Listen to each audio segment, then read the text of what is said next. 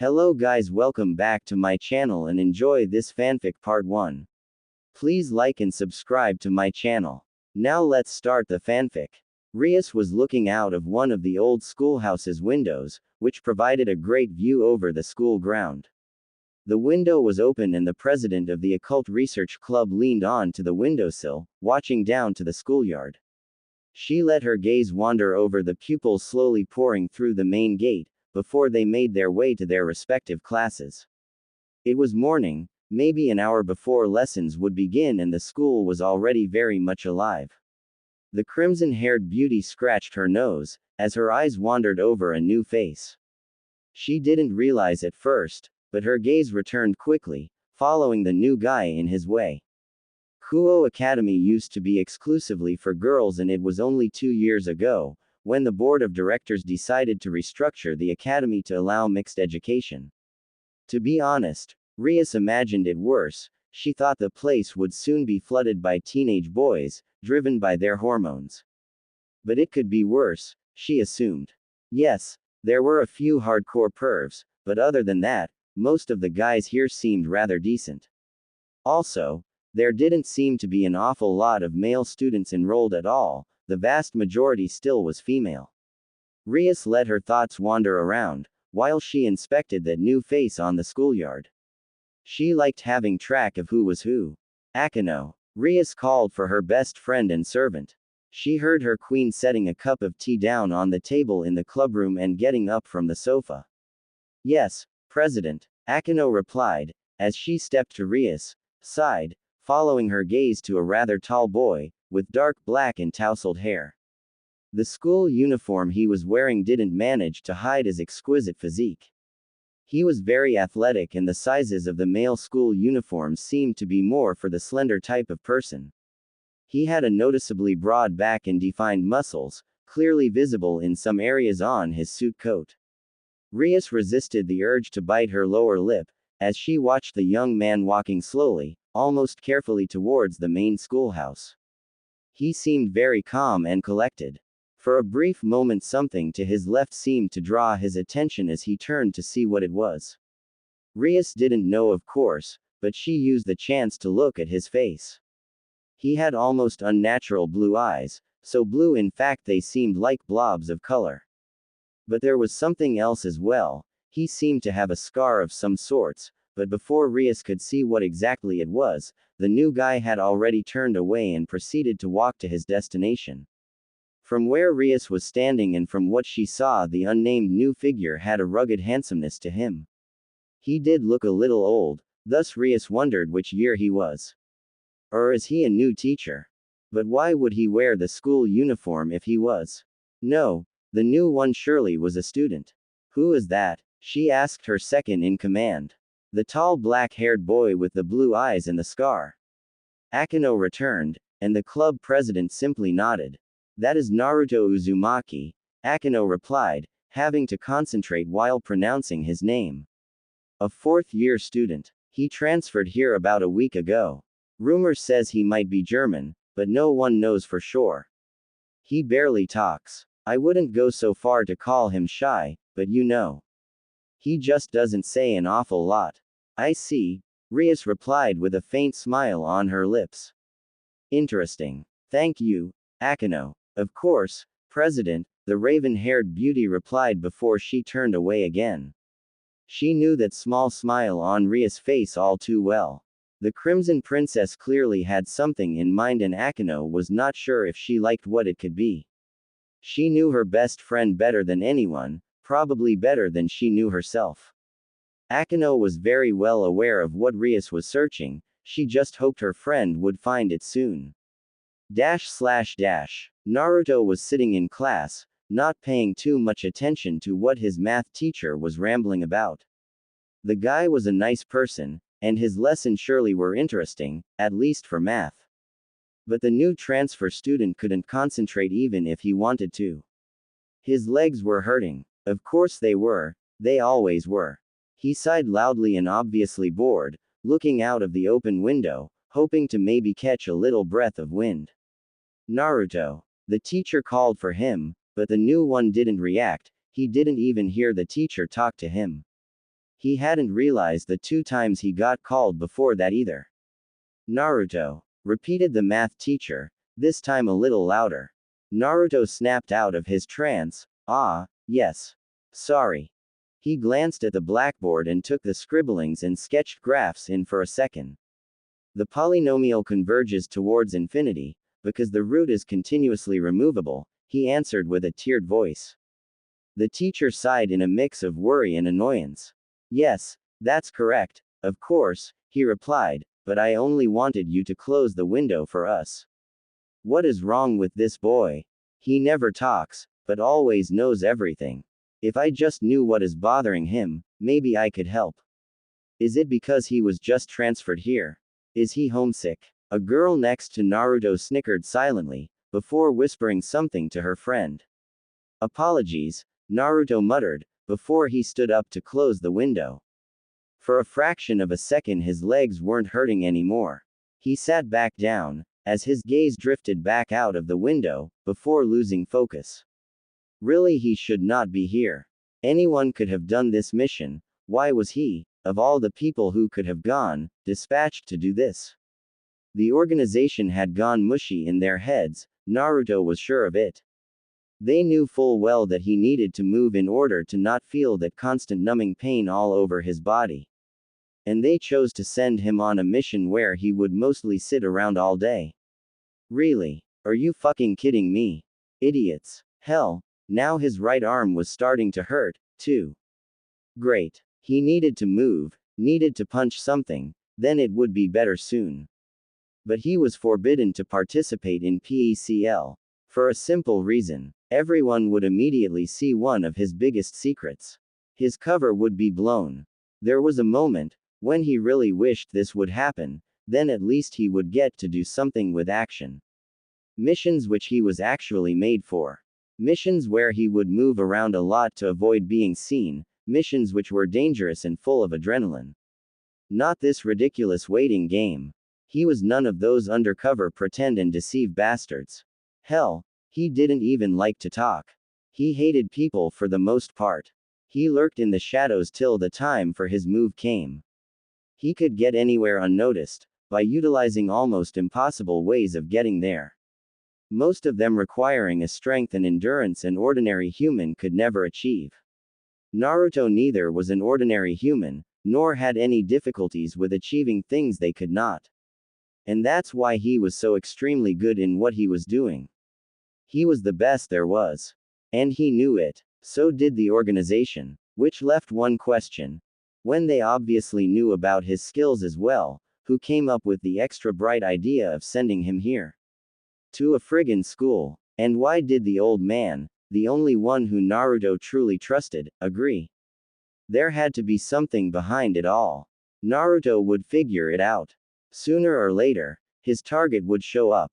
They always did. And after he disposed her, he would go and ask the old man what the secret behind this mission was. Naruto hoped it wouldn't take too much longer until he was done here. All those people around me. All those people of approximately my physical age, doing what would be normal for them. And yet here I am, pretending to be like them, while we are nothing alike, while I am something different. Doing something different. Naruto frowned heavily. He would never get to live a normal life, no matter how much he desired it. His path was set a long time ago. But with a quick glance over at a randomly selected girl in his class, who was just giggling about something with her friend, Naruto knew that he was missing out on something. He barely remembered his youth. The days when he was happy as well. But he was stripped of those things. A long time ago he promised someone very special he would marry her one day. They would have children and live a happy life until the end somewhere far, far away. But she was taken from him on that one day.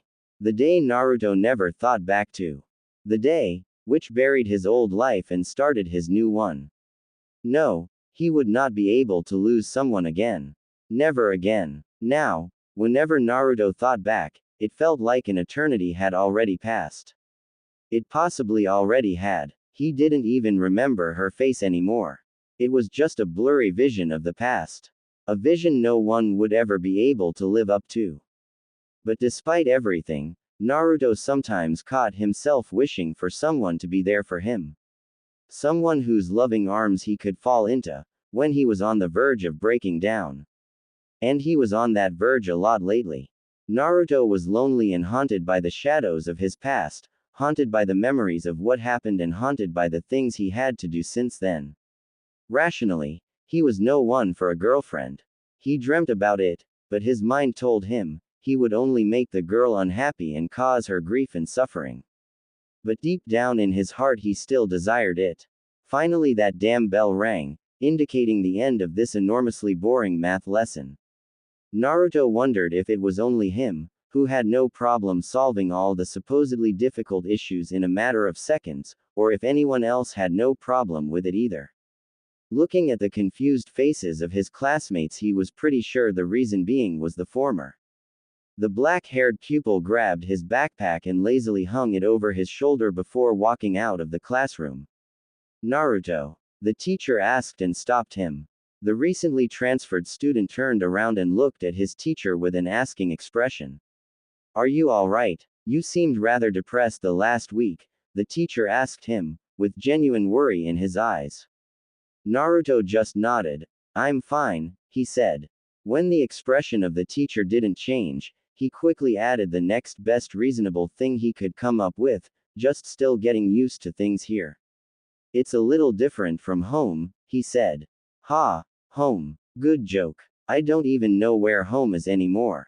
This seemed to satisfy the teacher at least a little. I understand that. Should you need anything, feel free to ask me for help. Or any of the other teachers, or students, should you be more comfortable with them. I am sure they are all happy to help you, he said with a supportive smile on his lips. Naruto smiled and bowed politely. Thank you for your concern, he replied, before he turned around to leave. Making his way down the hallway, he reached the stairway down to the exit. Naruto was in no hurry at all, but he tended to walk a slightly faster pace within the school than outside of it, ignoring all the looks he got. Yes, he had a pretty bad scar starting from the middle of his forehead above his right eye, running through his eyebrow down to his cheek. He didn't mind the scar, his vision was not affected by it, which was the only important thing. What he did mind was how people kept staring at him, like he was some kind of monster. Hell, it was only a scar. No biggie. Well, at least not compared to the rest of his body anyway, and surely not the reason for being a monster. Being really glad to have finally reached the abandoned staircase, Naruto jogged down the stone steps rather fast. Being so lost in his thoughts, he overlooked someone coming up the stairs, just making the turn at the mezzanine, like Naruto did. All he noticed was a bunch of almost unnatural red hair crashing into him, before that person was sent flying down onto her bum. He hurried over to her. Damn, he wasn't used to his own strength in peaceful environment. He must have felt like running into a brick wall at full speed. Apologies, he muttered, didn't see you. Don't worry, it's my fault. I should have seen you coming. You were pretty lost in thought, weren't you? The redhead asked, still sitting on the floor. Naruto just nodded slowly. He noticed her eyes drifting to his scar for a fraction of a second, before they returned to his eyes. She didn't flinch or anything. I am Rias, she said with a polite smile. Rias Grimori. She held a hand out to Naruto, who took it to help the beautiful young lady to her feet. Her soft, delicate fingers disappeared in Naruto's strong hand. Rias was surprised how effortlessly he pulled her to her feet again. He definitely wasn't a weakling. And he also was most definitely way past puberty. He had the body of a man, not the one of a boy, like most of the other male members of Kuo Academy. It only made sense, seeing how he was already 4th year and how he also was the only male in both 4th and 3rd year. 2 years can make a hell of a difference. Obviously. Damn, he looks good. Rias had to hide the deep blush rapidly spreading over her cheeks. Naruto Uzumaki, he replied with a cold tone in his voice, doing a cheeky two-fingered salute. It didn't fit together. His voice was basically all fuck off, whereas his gesture was almost ridiculously flirty. Are you unharmed? Or are you in need of medical attention? He inquired with a serious expression on his face. Rias giggled. He sure had a funny way of talking. But she guessed it was only natural for a non-native Japanese speaker to have at least a little trouble. He was pronouncing rather well after all, maybe a little stiff. Also, Rias didn't doubt for a second this guy was German. Damn, talk about emotionless, how very cliché. The only thing which didn't fit the picture everyone had about the Germans was the hair, which was black not blonde. Other than that, he was a walking stereotype, tall, apparently in rather good shape, cold but polite. It was almost funny. But Rias didn't let herself be fooled by his calm and collected demeanor. With a brief look into his sincere ocean blue eyes, she knew it was not who he really was. Not at all. The crimson-haired princess saw that his eyes had seen too much for his age. They were many, many years older than the man himself. She noticed that his cold manner was a protective system. Rias just knew somehow. Maybe it had to do with her being a devil. Maybe it was because she could read people rather easily. Whatever it was, the Crimson Princess looked right through him. It just sparked her interest even more. I'm fine. She waved it off with a seductive smile. He nodded firmly. In that case, I shall leave you alone again. There is business I need to tend to. It was an honor to meet you. Rias of the Grimoire, he said, his voice vacant of all emotion. With a quick nod, he turned around and left her standing there in the stairway, completely speechless. Hell, that was cold. He didn't even give her the chance to reply something. Also, Rias of the Grimoire. Did he? No, it's impossible. She looked at him, while he was leaving through the exit, not turning back once. This was odd to say the least. Boys never behaved that calm and collected in her presence. She knew she was good looking and didn't hesitate to use it, whenever she thought it might help her. But that failed miserably today. The accidentally bumping into someone method had always worked just fine. All the boys and girls, which were more often the target, since there weren't an awful lot of boys at Kua Academy, were so embarrassed and stuck around long enough to make sure she was fine. In this time she had plenty of opportunity to get to know them at least a little. Enough to evaluate their character. But apparently Naruto was immune against her charm. Interesting. Rias smiled once again. She liked challenges. Naruto was on his way back home during this rather pleasant spring evening. The sun was slowly setting and a gentle breeze stroked gently through his hair. Not that Naruto had noticed any of the pleasant characteristics the day presented to him. He was too lost in thought. Could someone please bring salvation upon him by taking him away from this place? He was so pissed off. On the one hand, he wouldn't mind being murdered right now. On the other hand, maybe there was a bright side to it as well. That Rias girl seemed pretty nice to him. He had no idea why he was thinking this, but maybe it was time to leave things behind and start a real life.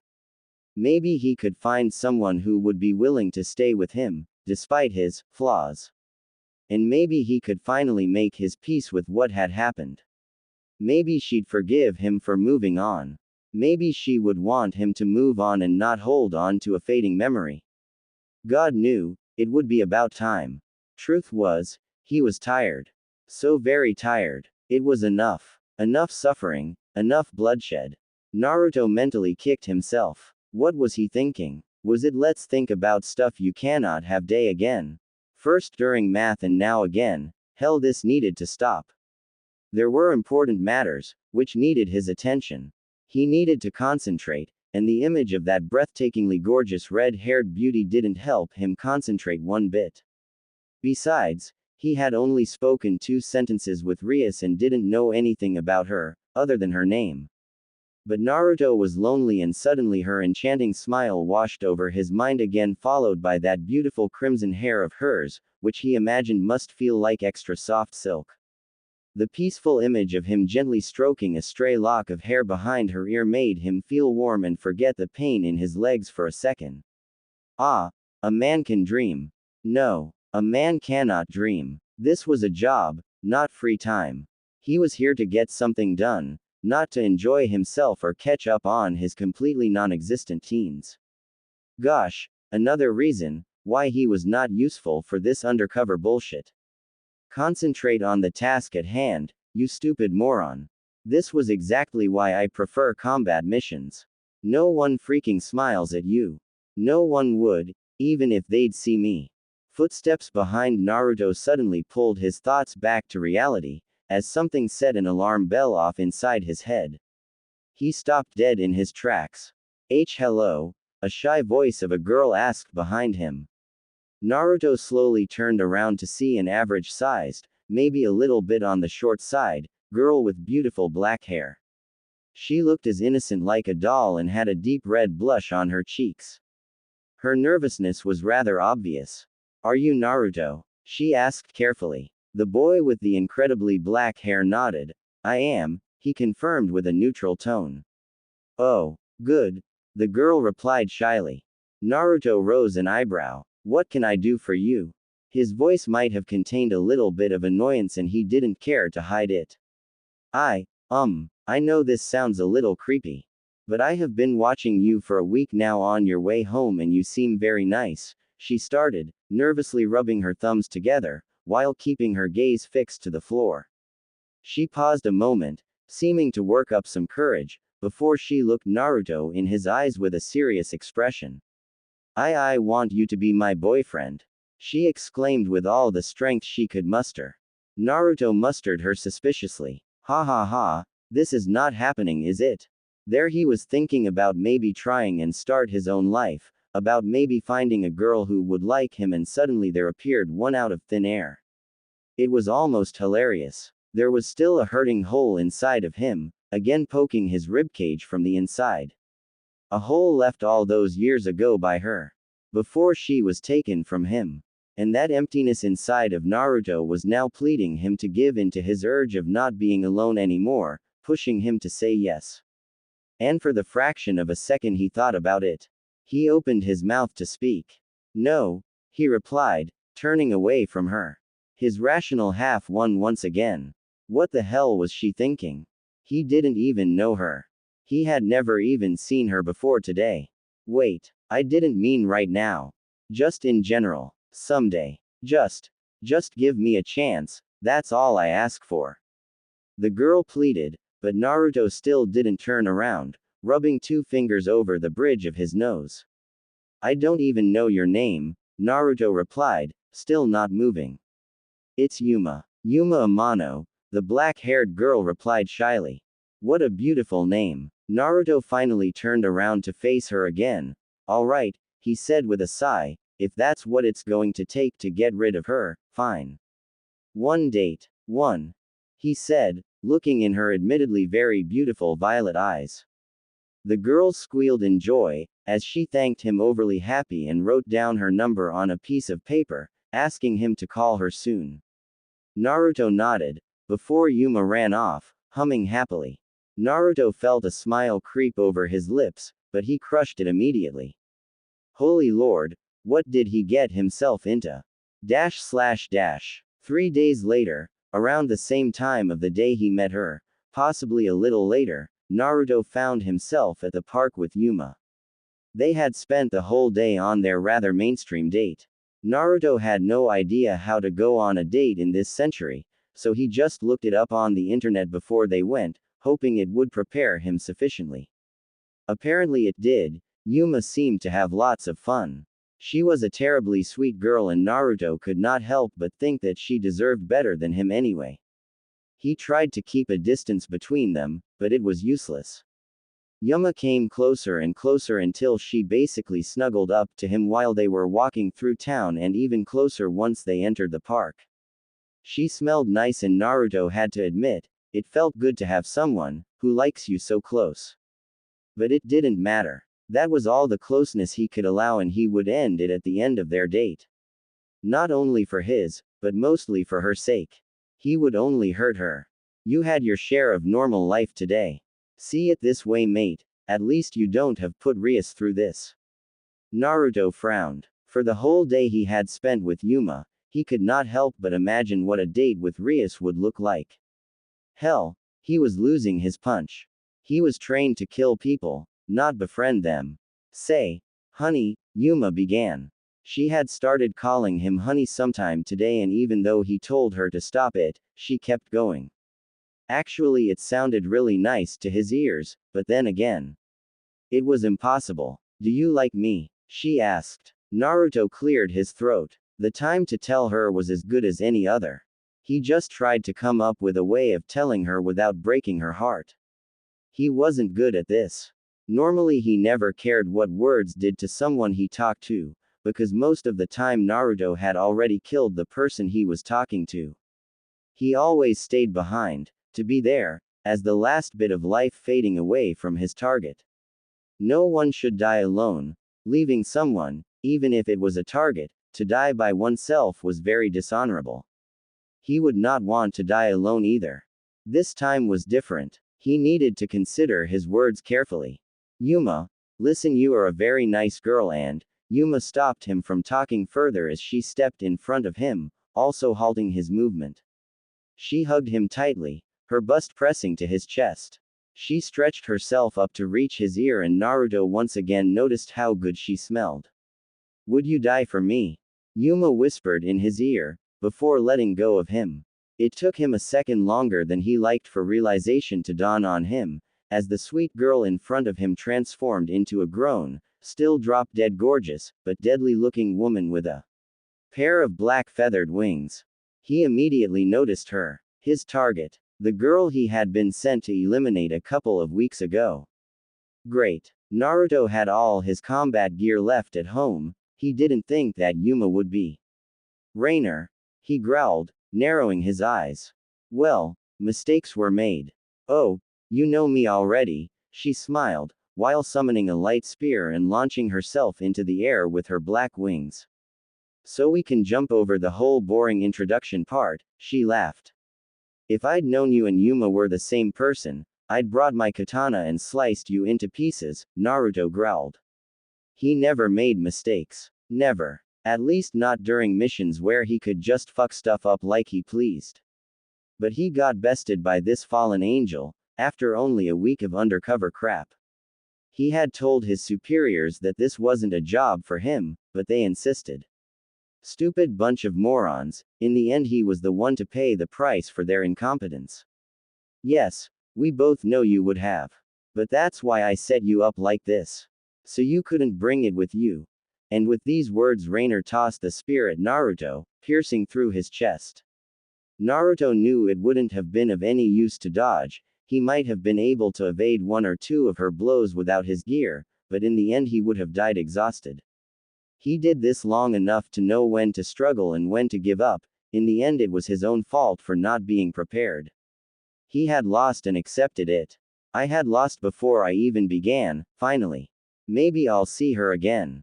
Looking down on himself, Naruto saw that light red glowing lance standing out of body.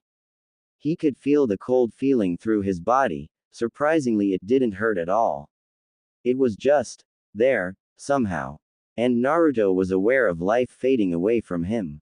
You know, Naruto coughed up blood, barely able to stand at this point, but still trying. I am not made for this pretending shit.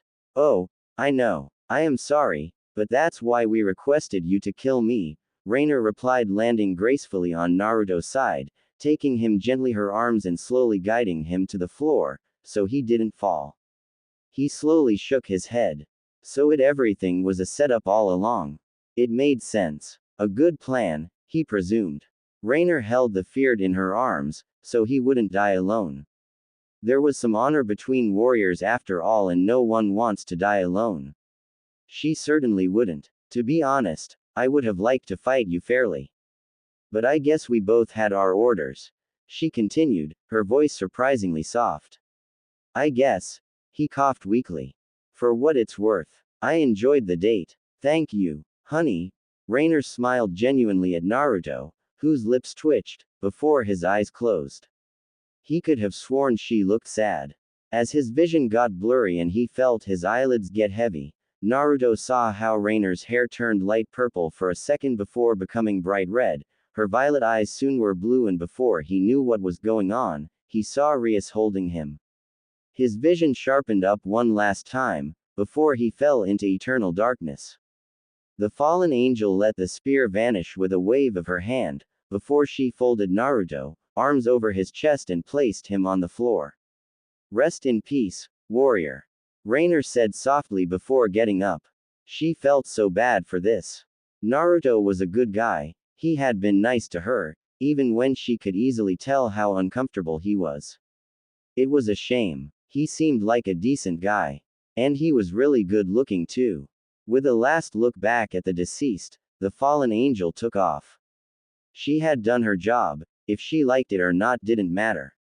If the choice would have been up to her, she would not have killed him.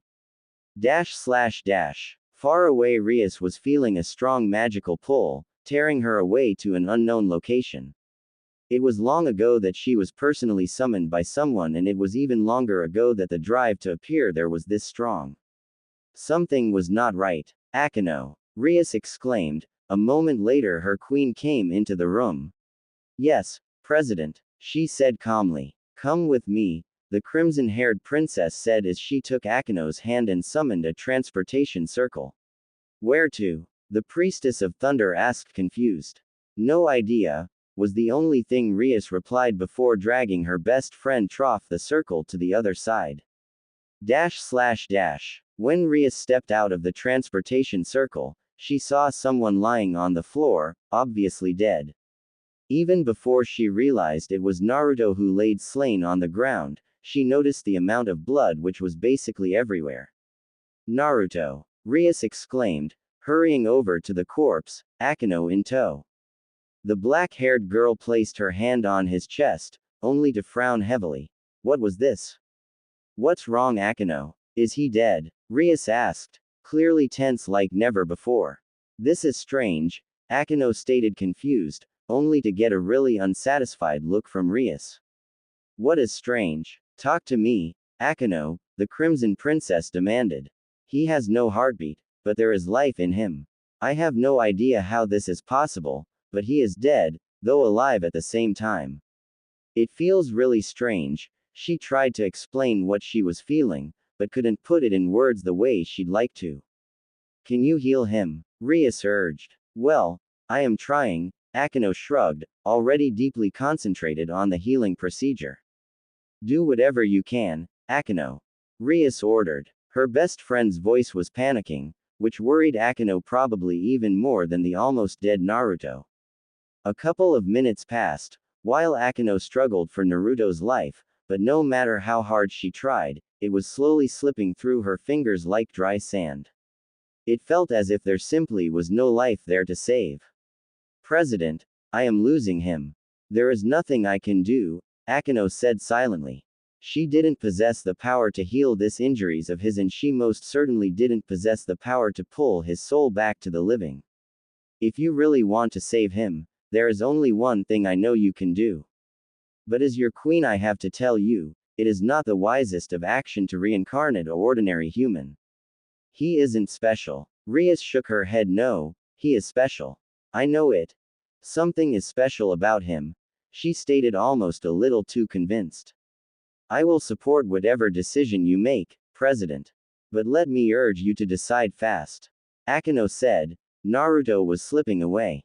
Rias seemed to know what to do, as she stood up to release some of her demonic aura in a whirlwind of red and black light. She spread her arms out over Naruto and spoke the ancient words. In my name, Rias of House Gremory, I order you, Naruto Uzumaki. I command your soul to come forth from the netherworld. I resurrect you back to this soil as one of my devils. You, my brave warrior, come forth from the shadows, come forth with new life and purpose into my peerage. Rias. Words left her lips, before Naruto's chest began to glow and one very strange-looking chess pieces appeared. It was no regular piece, but clearly a mutation piece, one which looked like the combination between lots of other different pieces. There was definitely a knight mixed with a bishop and a rook, but the figure sitting on a horse also had a crown on its head. Rias gasped in shock, as did Akeno. There was no way this should even be possible. What was this boy to create such a mutation piece? Rias couldn't wait until he woke up so she could ask him, because whatever he was, he had to be really powerful. The evil piece began to glow an unnatural bright red, before they sunk back into the chest of Naruto. He is still badly injured, Akeno said plainly. I know. Thank you, Akeno. I'll take care of him now, the Crimson Princess said. Akeno bowed to her and left through a magic circle. // Rias lied Naruto down on her own bed. She originally wanted to take him to his place, before she remembered that she had absolutely no idea where he was living. So, lacking other options, she teleported to her place. It was a nice, but rather small flat in one of the better residential areas in Kuo. She was living alone after all, and to be honest, Rias was not here all that often, so a huge apartment made really no sense. Rias liked her little haven though. She went to great effort decorating the place with various different things, most of them being of Japanese background. The most proud she was of her shelf full of first edition mangas. Though she would never admit it aloud, the collection was her treasure. She gently placed an unconscious Naruto on her soft bed, before beginning to undress him. Her healing method required two things: time and skin contact. The more the better, which was valid for both aspects. She tore off his jacket, before she moved to unbutton the badly bloodstained white shirt. Tugging at the last piece, which was stuffed into his trousers, Rias peeled it off him. The soaked fabric clung to his defined form, revealing his muscular upper body.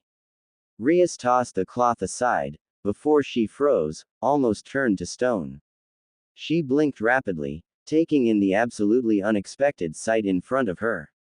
What happened to you? She gasped to herself, as she tried to comprehend what she was seeing.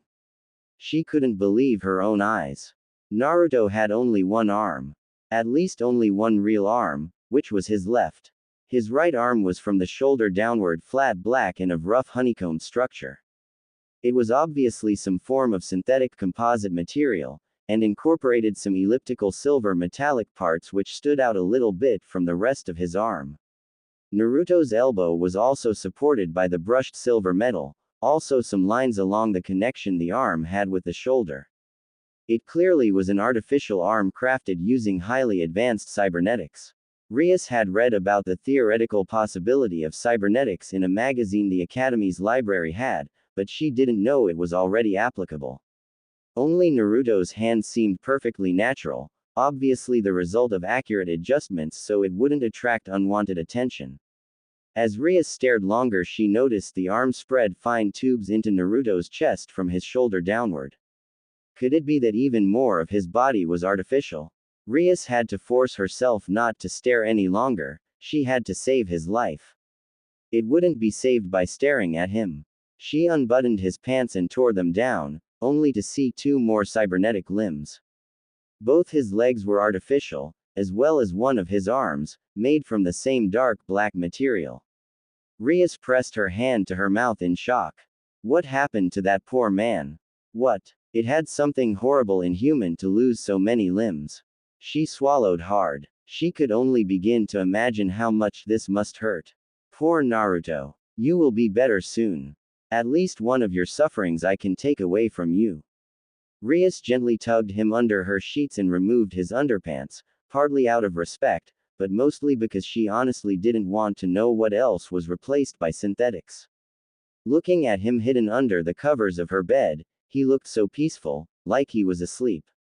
Rias took a moment to admire him, while she began to strip down herself. Knowing she had already wasted enough time, she hurried out of her cloth, leaving them there where they fell. Once completely, she crawled over Naruto and slid under her blanket. His body radiated a comfortable warmth before Rias snuggled to the unconscious body of Naruto. She sighed, hoping he wouldn't freak out tomorrow. She became oddly aware of the soft contact his skin made with hers. It really turned her on more than it should have, but he felt so strong and unmovable. Like a rock you can hold onto in the harshest storms of the darkest nights. A rock you can trust would never move or suddenly be gone. Rias tried to shake the thoughts off her mind, concentrating instead on her healing magic. It didn't take long for her to fade into sleep, her healing powers slowly mending Naruto's wrecked body as good as possible. When he'd wake up, he shouldn't feel any pain from the light spear anymore. But his other injuries, Rias was sure she had not the power to rid him of those. Naruto's eyes fluttered open, a blurry picture of an unfamiliar ceiling was what greeted him. He blinked the dizziness away and gave his eyes a moment to get used to the light.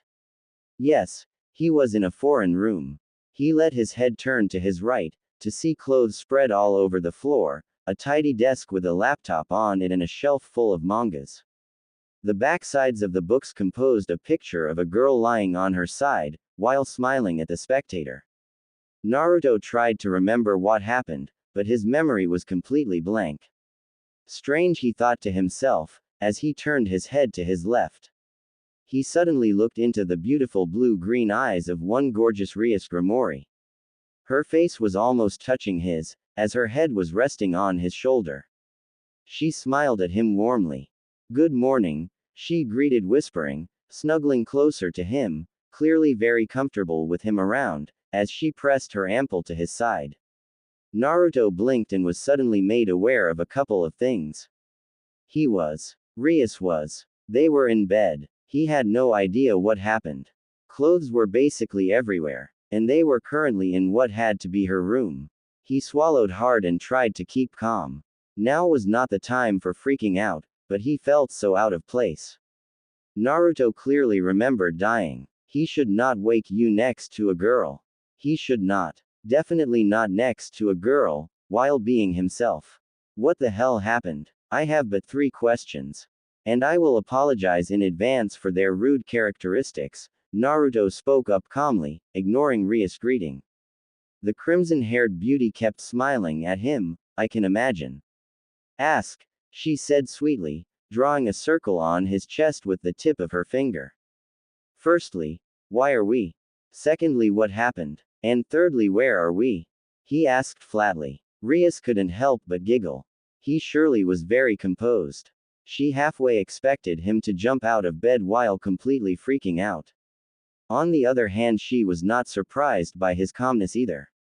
"Not at all. Well, we slept together. Obviously," Rias replied teasingly, "that's why we are." Naruto rose an eyebrow at that, causing Rias to frown a little. "What? You don't believe it?" "Sorry, but no. There is no way we would have slept together," Naruto replied, cold as ice. Rias pulled her head back a little, clearly offended. Or at least pretending to be. "Oh, that was rude. Am I appalling to you?" she asked and let the finger, which was formerly drawing soft circles, scratch over his chest. "What?" Naruto looked confused and finally, there was a bit of insecurity in his voice. "Of course not," he exclaimed fast. Damn, Rias was so hot he was sure a gay guy would still want to do her. "You are absolutely beautiful and I would never dare to even think about appalling things in your presence. It's just that I would never." Rias giggled again. "Relax, I was just teasing you. Nice to see that you are not always so icy," she smiled. "But I will answer your questions truthfully now. It will sound like madness, but trust me, it's the complete truth." Naruto nodded slowly, curious of what would follow. He doubted Rias could tell him something more mad than his life already was. "Yesterday you were attacked and killed by a fallen angel. You summoned me using a flyer my familiar was distributing in the city that day. So I found you lying on the floor, bleeding to death. Because I was unable to rescue you, otherwise I reincarnated you as a devil," she explained and made a short pause. Interestingly, Naruto didn't look confused at all. His visage was all stoic as he listened, so Rias continued, "After I reincarnated you, I took you to my place to heal your injuries. That's where we currently are. My healing method requires skin contact to properly work, as it is sharing auras. Doing it is the best way of healing severe injuries like yours.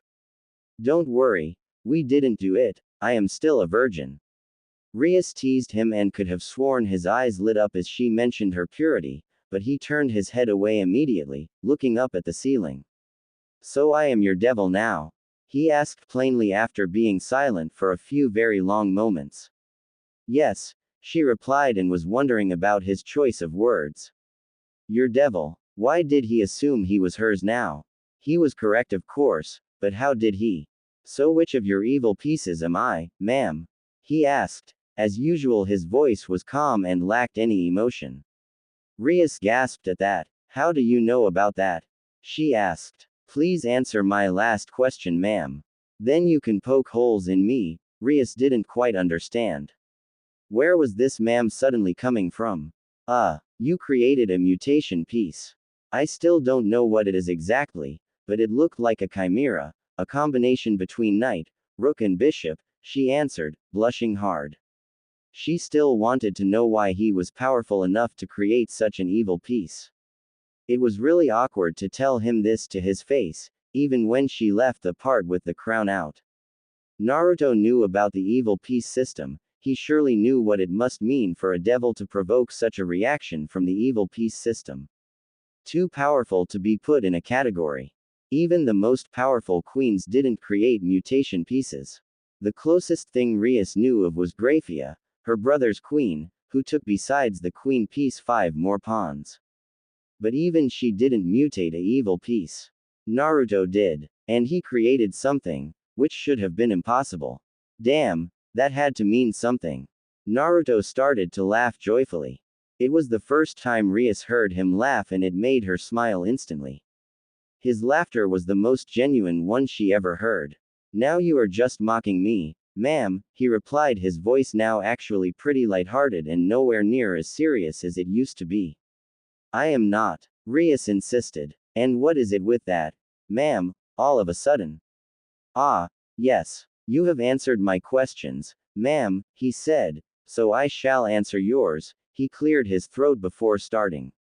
I am not a simple student of Kuo Academy, as I am sure you figured out by now. I was sent here to find and kill a fallen angel named Raynare. As you can see, I failed. It turned out the whole job was a trap set by the fallen angels. It was my first failure during a mission and I am deeply ashamed for it. Hang on. Job. Mission. Rias looked confused. Yes, Naruto nodded slowly. I am a hired gun, a mercenary, a professional killer. An assassin, if you want. It would suit my style the most, I suppose. And without wanting to sound boastful, I am the very best there is in this business. You can buy my service via the organization. We had the Holy Church as a customer a couple of times, so that's how I came into contact with the fallen angels and the devils. We also got quite a lot contracts from you devils. It seems that sometimes a few of our assassins get hired for something you call raiding games. That's how I know about the evil piece system. But also simple assassinations of angels or fallen angels are rather common. Or devils, if the customer is a fallen angel, or the Holy Church. We do not differentiate. Service is sold to anyone willing to pay. Anyway, whatever reason you have to contact the organization, it all works like this. You say what you want, and they send you someone who is suited best for doing the job. You pay half the money you agreed on with the organization. The assassin, for example me, kills the person you want dead, he brings you the head of that person, you pay the other half. Should the assassin fail, the organization will send another one to accomplish the mission. Regular customers get to request assassins. They sometimes like working with someone they already have worked with in the past, because they like the person or their particular way of doing things. But in the end, it does not matter. You pay and get someone who will kill whoever it is you want dead, no matter what, no questions asked, no strings attached. Naruto laughed. I am doing this for quite some time now, and the person who contracted me was always either sir or ma'am, he said. Even longer than quite some time. I have been doing this for lifetimes. But I'll have to wait with that a little bit. Maybe later. But I didn't. Rias looked at him, clearly trying to process what Naruto was telling her. This quiet boy, an assassin, it seemed like a bad joke, but on the other hand it would certainly explain his outstanding physique. The way I see it, you contracted me, ma'am. You don't pay money, but you contracted me. Without you I'd be dead, wouldn't I? Time is as good a payment as money.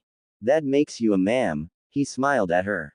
Before getting out of bed, presenting Rias a good view of his behind. He looked like a young god, and now it suddenly made sense why his body was in such a good condition. He surely had to do lots of physically demanding things.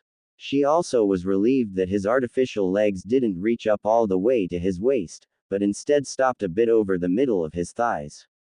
But ma'am, I have to inform you that despite our contract, I do not offer cuddling as a service. I am a professional hitman after all. Rias blushed almost as red as her hair. Sorry, she muttered. Oh, I didn't mind. It was a long time ago that I could enjoy the warm sensation only a beautiful female can provide. But it would be highly unprofessional either way. He smiled at her. Holy hell, what was he talking about? Why did he suddenly feel so easy around Rias? Yesterday he was struggling with everything, and now, it was like it had been washed away. Maybe it was because he knew he would be stuck with her forever and he really didn't want to push her away too harshly. He knew that he couldn't, and he also knew that he didn't want to anymore. He could use a friend again. A friend. He would allow nothing more than that. A friend he could risk having. After all, Rias was a devil. She wouldn't be taken away easily, like she was. The crimson-haired princess was most likely pretty strong herself, and now, after all those years and after all the things he knew he could do, Naruto was sure he could protect her. Not like last time. There was nothing wrong with being friendly to his boss. But he needed to keep things at a level where it still was professional. The way I understand it, I am your servant now, am I not? He asked, after putting on his jeans. Rias just began crawling out of bed. She truly was mesmerizingly beautiful. Her skin was absolutely flawless and she moved very gracefully. The morning sun was shining through the window, making her red hair almost glow. Yes, you are, she said, slipping into a white dressing gown, judging from the shimmer of it, made from silk. So you of course can use me as you please, and I shall comply to your very word, ma'am. I just ask to not let me perform tasks one could consider dishonorable or possibly shameful for a warrior. His voice had something humble to it, but he still sounded absolutely sincere. Rias smiled a little weakly at him.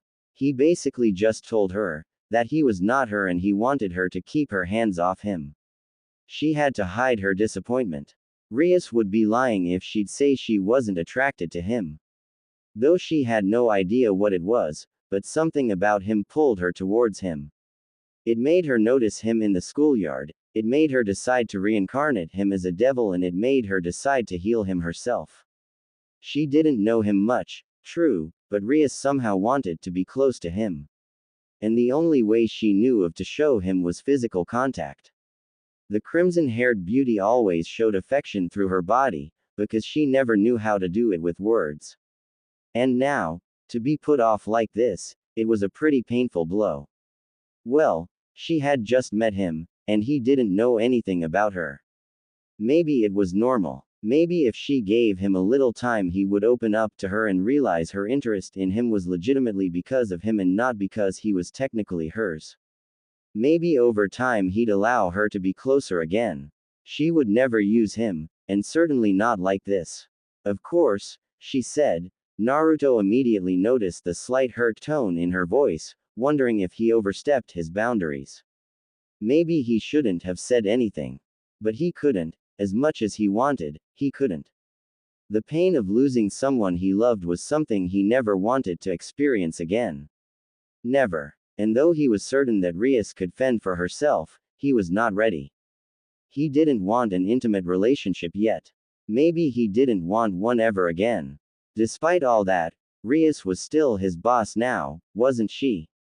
His master. It would be stupid to give in to his desires. In the end, one of them would get hurt badly. Come, I'll fix you some breakfast. You must be starving. Rias spoke up. Her voice returned to happy and cheerful. The slight hint of sadness was gone, almost bringing Naruto to think he might have imagined it altogether. Before Naruto could reply anything, he found himself sitting at a comfortable table in a small eat-in kitchen with a neat plate of scrambled eggs in front of him. Rias was sitting across the table facing him, digging into her own eggs. Naruto had to force the meal down with all his concentration. With each bite he could feel the pain and revolting feeling from his stomach, which was struggling against each small portion of food he forced down. It took everything he got to not throw up all over the table. Maybe you should have just told her, pal. Asking isn't a crime. You can't just eat this stuff and expect things to play out the way you want them to. You are a social coward, you know that. A voice in Naruto's head said, and he was about to mutter a silent, no shit. For a moment after that, he thought he might actually be able to finish his plate, before a wave of pain and the overwhelming urge to throw up overcame him. Excuse me, he pressed out, holding an arm over his stomach. Ma'am, causing Rias to look up. Naruto's face was completely white and some veins were standing forth, painting faint blue lines over his face. He barely managed to stay on his feet as he held on to the kitchen table, before falling towards the bathroom. He crashed into a wall and stumbled, but miraculously managed to not fall over, as he basically crashed into the small bathroom. Rias shot up and hurried after him. What was wrong with him? Did she accidentally poison him? Yes, it had been a while since she cooked herself, but honestly, no one could possibly screw scrambled eggs up this much, right? Right. She arrived at the doorframe of her bathroom to see Naruto ungracefully cowering on the floor, while hanging over to the toilet. The sound of violent puking filled the room. Rias had a look of worry written all over her face, as she had to see his whole body twitching and jerking as if he was being electrocuted. It looked like he was in horrible pain. And he was. Oh dear, Rias exclaimed. I am so sorry. She said, hurrying over to him and holding him, while he kept throwing up. She tried calming him down by rubbing gentle circles over his back, but he kept puking violently. Rias had no idea how scrambled eggs could possibly provoke such a reaction, and she wondered if maybe his injury was not as well healed as she thought, when the crimson-haired princess caught a glimpse on the toilet's content. She felt shock strike into every fiber of her body, when she had to see it was filled with a dark red liquid. Blood. Naruto was puking up blood. Naruto, she asked with a shaky voice, talk to me, what is wrong with you? How can I help you? She wanted to know, holding him tightly, but Naruto couldn't answer. His puking turned into a suffocating coughing, before Rias gently reached for his shoulder.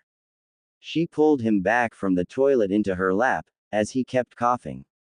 With the expression of horror clearly present all over her beautiful visage, she laid her eyes upon his face and couldn't help but gasp in shock. She felt her blood freeze in her veins as realization struck her like a truck at full speed. Naruto, she panted, stroking a shaky finger over his pale cheek, are you? Rias couldn't get the word out, but Naruto seemed to understand. Yes, he coughed again, his body still twitching violently, as Rias held him close. She looked at him in deep worry. His formerly blue iris had turned into a purplish red, the surrounding eye was bloodshot to a point where it almost seemed black.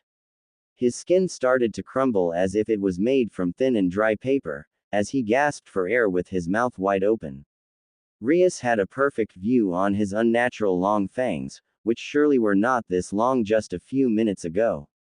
You idiot, she gasped with shaky voice. Why didn't you tell me? Damn, and I gave you a plate of eggs. Why did you eat it? Do you want to die? Rias cried as she tried to reach for a little bag sitting on the porcelain sink nearby. She barely reached it with the tip of her fingers, without having to stand up. Hasty, she grabbed through its contents with shaking hands, carelessly throwing away all the things she didn't need right now until she finally found what she was looking for. A pair of small, golden manicure scissors. Without hesitation, she dragged the pointy end over her palm. The thick liquid, which bore so close resemblance to the color of her hair, gushed out of it like a gentle spring. She immediately held her hand over Naruto's mouth, as the first drops of warm blood dropped down onto his lips. I hate you right now, you know that. How was I supposed to know you are a vampire? This is the kind of stuff you tell your master. I have to take care of your well-being. How am I supposed to do this, when I don't know everything about you? I could have killed you, damn it. She was rambling now just to keep her mind occupied, while she fed Naruto her blood. After a couple of drops his eyes began returning to their normal color, his skin regained some color and his fangs slowly retracted to normal length. With some strength returning to his body, he weakly reached up to Rias, hand pressing it so his mouth. Her hands were soft and the blood wonderfully warm. The sweet juice of life was spreading in his mouth and he felt alive again. This was the first time he tasted human blood in decades. He almost forgot how it tasted, but he was sure that Rias' blood tasted especially good. Shish! Rias tried to calm him down, letting him suck blood from her one hand, while gently stroking through his dark black hair with the other. Take your time, she said softly. I have enough for you. She smiled at him. Damn, she had no idea how long it must have been since he drank the last time. The thought crossed her mind that she didn't know a thing about vampires other than their need for blood. How long could they go without it? Rias wrote it down on her rapidly growing, though still imaginary list of things she needed to ask him. After 2 or 3 more gulps he let go of her hand and she gently wiped away the trail of blood from his chin, before wrapping her hand into a towel. Naruto breathed heavily. He felt like the moment after waking up from a night of heavy drinking and excessive sleep deprivation, but with the sensation of that massive hangover rapidly fading away. A warm sensation was spreading over his body as Rias' blood slowly gave him back life. I apologize, he said weakly, I should have told you, but. Shish. Rias replied again, it's okay. No reason to be sorry. Now I know. It's okay. She smiled at him.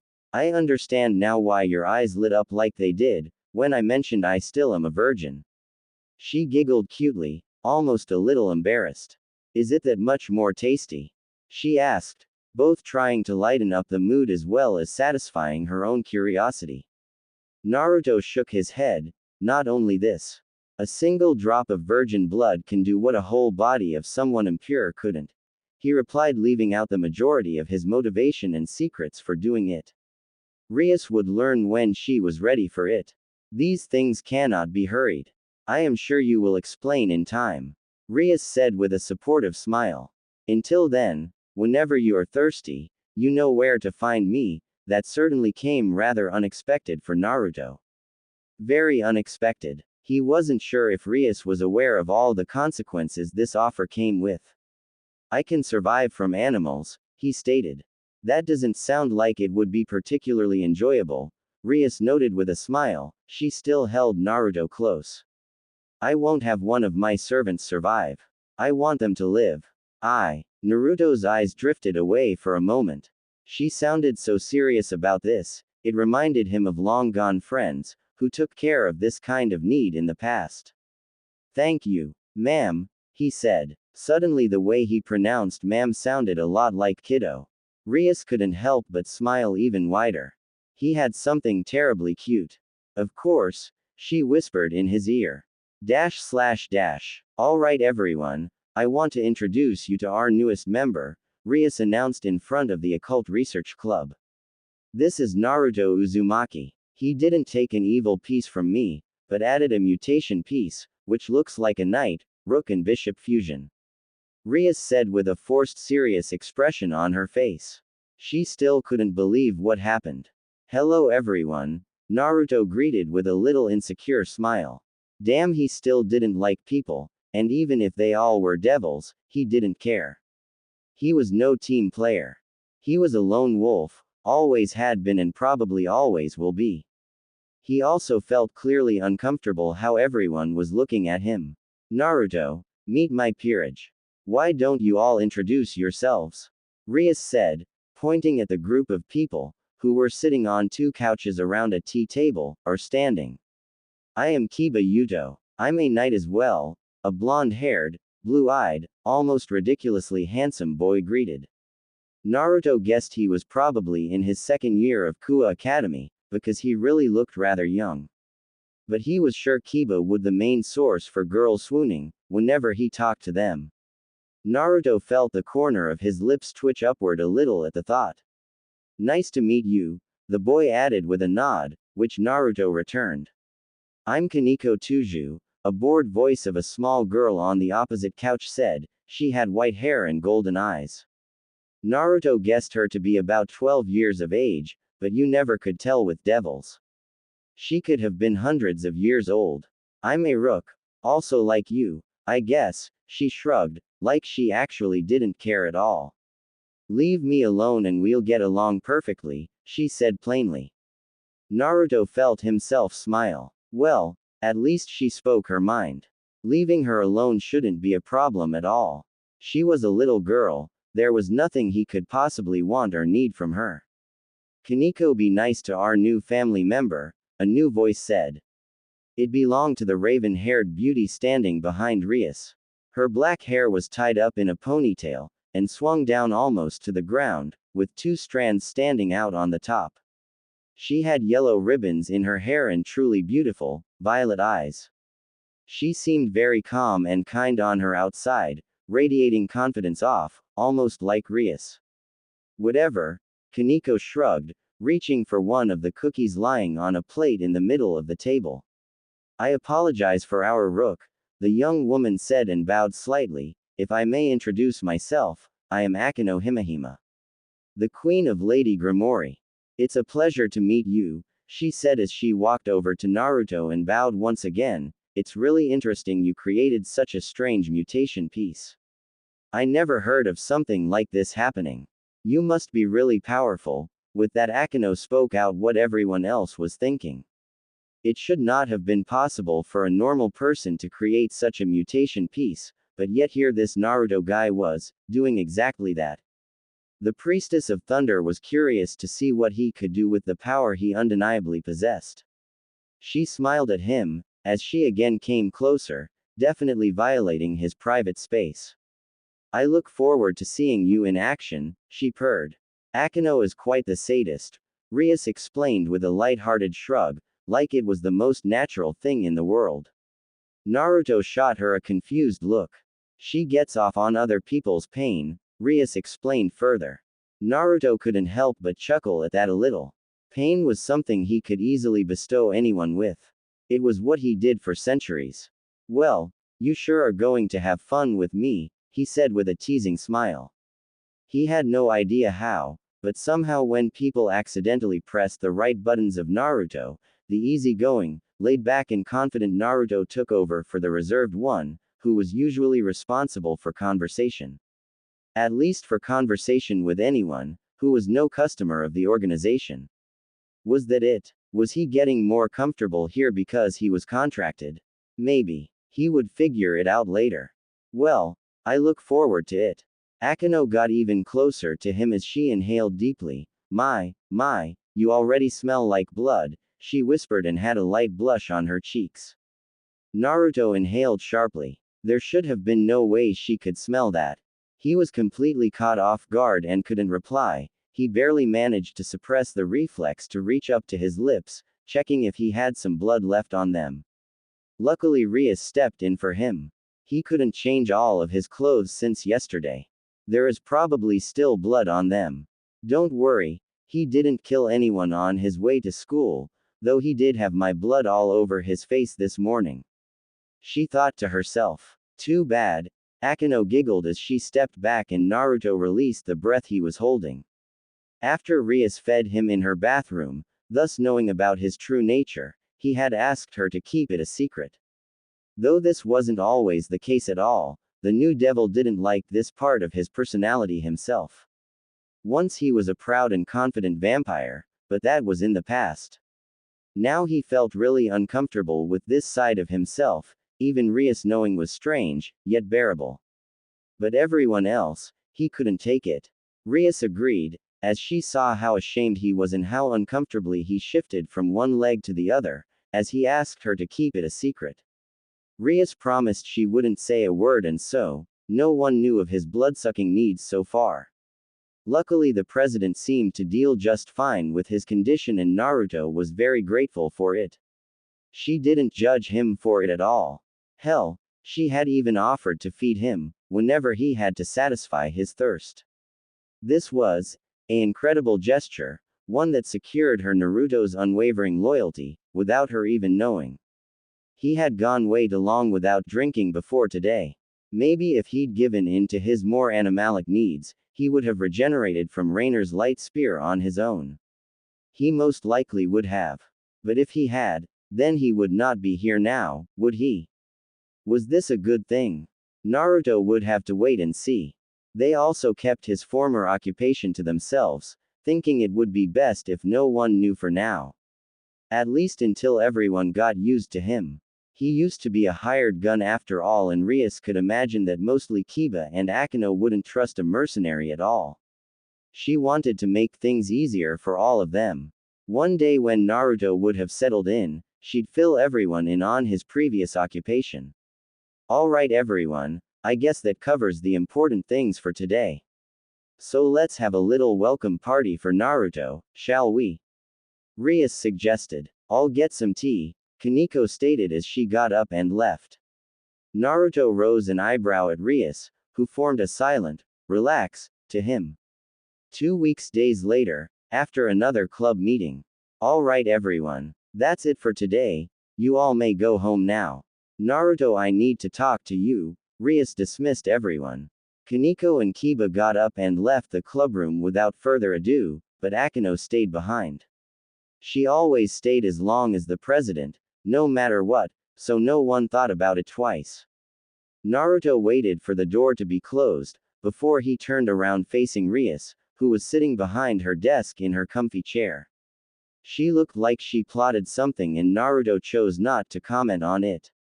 He'd probably see soon enough. What can I do for you, ma'am? Naruto asked politely, but with a clear military drill accent.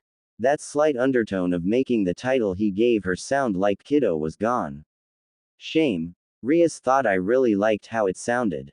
Akeno is a little busy this evening. Would you be a dear and take care of one of her customers? Rias asked with a smile. Akeno wasn't busy, but the president wanted to see how Naruto could handle the jobs of a devil. Naruto glanced at Rias, then at Akeno, only for his sight to return to the president. They both wore that smile on their lips, as if it was a test. Ah, well, he should have thought so. Rias had all right to test his skills. He would not disappoint. One time he failed, and he would never fail again. Ever. He swore it to himself. Yes, ma'am, he replied sharply. Excellent. Here is the address. Rias handed him a piece of paper, which he quickly inspected, before hiding it in the inner pocket of his jacket. Say hello to him for me. Akeno giggled and Naruto nodded. May I go home and refresh myself first? He asked. Of course, Rias replied with a charming smile on her lips. Naruto was rapidly growing on her to an extent, which she didn't yet want to acknowledge. Ma'am. He gave her a proper salute, before vanishing in a dark black cloud and with a distinct plop. What was that? Akeno gasped. That was no transportation circle, she stated dumbstruck. No, it was not, Rias replied, sounding rather collected. She knew a little more about Naruto than Akeno did. The crimson-haired ruined princess had been asking him questions after he regained his strength on the morning a few days ago, and he was fully justifying himself to her. While they sat on her couch with some tea, which only Rias could enjoy, she learned a lot about him and how his kind worked. For example, that he was able to survive daylight because he was turned into a vampire and not born as one. She also learned of the secret behind drinking a virgin's blood. Or at least about some of them. She was sure he kept something hidden from her, but didn't want to press him. Rias could see how uncomfortable she made him, so she stuck to the necessary questions. Naruto was a vampire, and being one, he had some skills other devils did not have. Teleportation being one. It had its pros and cons. The biggest con was that teleportation didn't work to every location. Naruto could only teleport to 2 locations. His coffin, which was stored for him in the basement of the hotel he was currently staying at, and after drinking from her blood, he also could come to Rias, should she ever need him, one of the things he could only do, because she was still pure at the time he tasted her blood. It might sound inferior to a transportation circle, but it had its advantages. Teleportation was unstoppable. Because it was ancient blood magic, no barrier or shield could stop him. He could always teleport, no matter the circumstances, distance or obstacles. He didn't even have to know where she was to do it. Rias had asked him why he didn't teleport back to the hotel when Raynare attacked him. He just replied, it wouldn't have been honorable, like the answer would explain everything. Rias had the feeling there was more to it than that, but again, didn't ask any further. Naruto certainly was one of a kind. Why do I get the feeling that I am left out on something? Akeno asked, a little offended. All in due time, my friend, Rias replied with an apologetic smile on her lips. Trust me. Naruto was in his hotel room. He should start looking for an apartment soon, because how things were currently looking, he certainly wouldn't leave Japan in a while. Maybe never. Well, there are worse places to be stuck in. Like the so-called Republic of Congo. Oh, I don't even want to think back to that shithole. Naruto shook himself away from the thoughts. It was the job he did before coming to Japan, and it was really, really dirty. Not the kill. That was a clean headshot from very, very far away, but the country. When he came back, he had the urge to shower for 2 hours straight and still felt like there was shit left sticking to his body after that. That was so incredibly disgusting. No, Japan was a great country, he couldn't complain at all. Still, the hotel would surely only suffice so long. Even if it was the Four Seasons. An apartment certainly would be needed. Maybe even a small house. He didn't have all of his gear with him, and he would definitely need it to be of any use for Rias. Also, it would help him prepare, because he could actually spread out, not worrying about a maid suddenly busting his weapon stash. The more he thought about it, the more the house idea got attractive. No curious neighbors, working late in the night without waking anyone up. A house it was. Naruto made a mental note to go and buy one later. Money was no issue to him. Firstly, because the organization paid very handsomely, and secondly, because he was saving money for centuries. No, he had no financial worries whatsoever, to a point where he'd even consider himself stupidly rich. Reaching under his bed and retrieving a large black suitcase from there, Naruto pressed his hand on the shiny surface, before the seal sprung open. The suitcase would only open if it was his hand touching it, not the hand of someone else. Inside the case there were multiple different weapons, from guns to pistols over knives, and also a neatly stacked pile of plates for a set of armor. It was what was known in the organization as the Phantom Armor. A cloaking device which rendered the operative indivisible for prolonged periods of time. Its usage was very tricky and required long training, which was why not many assassins of the organization could operate one. Naruto could be and always was very proud of it. He carefully took all the pieces out of the case and spread them over his bed. He changed into a bodysuit, before he began to attach each part of the pretty heavy armor to his body. It was made of a bluish-black material. Heavy plates made of composite alloys protected all the vital parts of his body and also acted as a mirror for the cloak. 2 plates were hanging down from his back, almost like a trench coat made from armor parts, covering his upper thighs from behind. It might have seemed rather bulky, but was actually very comfortable to wear. Naruto was so used to it, he had no problem moving around like he was. It was a second skin. Pulling the mask over his head, he controlled if the phantom armor was working properly. All systems were running smoothly. Satisfied with this, the assassin got his katana out of its linen binding and let it slide into the scabbard on his back. This was one of his main weapons of choice, because it was silent and absolutely deadly. But in modern times, a sword alone just didn't cut it, pun indeed intended, anymore. He had to be prepared to take out enemies at longer distance. So Naruto reached into his suitcase again, where he pulled out 2 pistols. Ha! Pistols. Hilarious. Hand cannons. He checked his weaponry before holstering the large hand-held guns. The base used to be a Desert Eagle, but Naruto made some modifications here and there, just to suit his style better. Still, the .Cal 50 platform was absolutely amazing, no doubt about it. Now it was also dead accurate, and for the caliber it used also pretty silent. Not like soundless silent, but you know. Your ears didn't fly off anymore. Naruto went over his mental checklist once again, confirming that he indeed had everything he needed for today.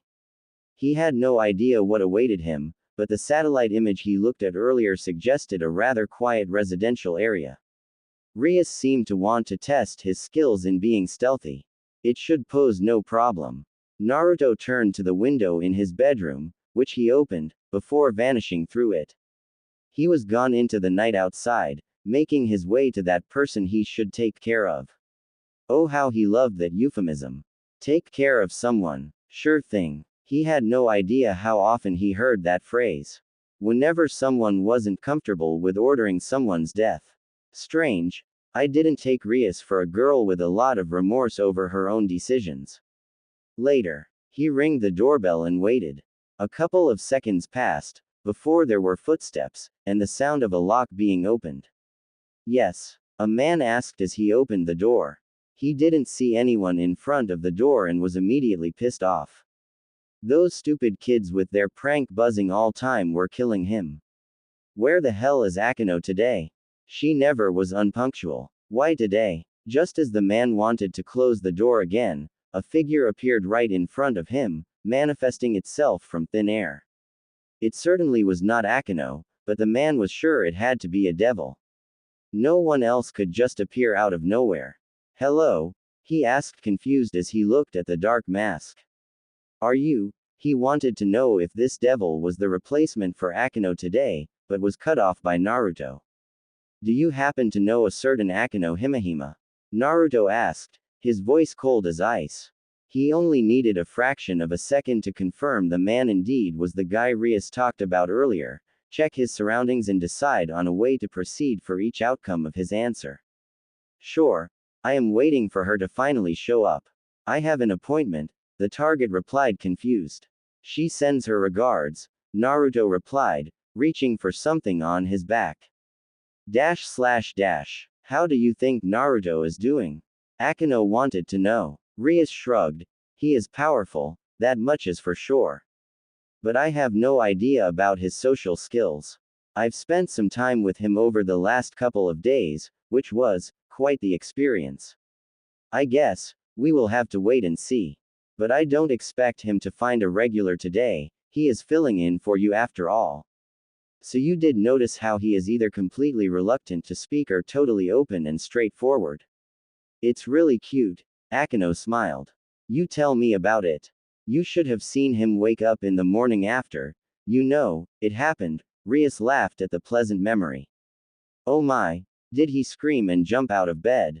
Akeno asked, causing Rias to laugh out loud. No, quite the contrary. He opened his eyes and looked around in my room, before he saw me. He looked at me, calmly stated he had 3 questions he would like to ask me and apologized in advance for their possibly rude nature.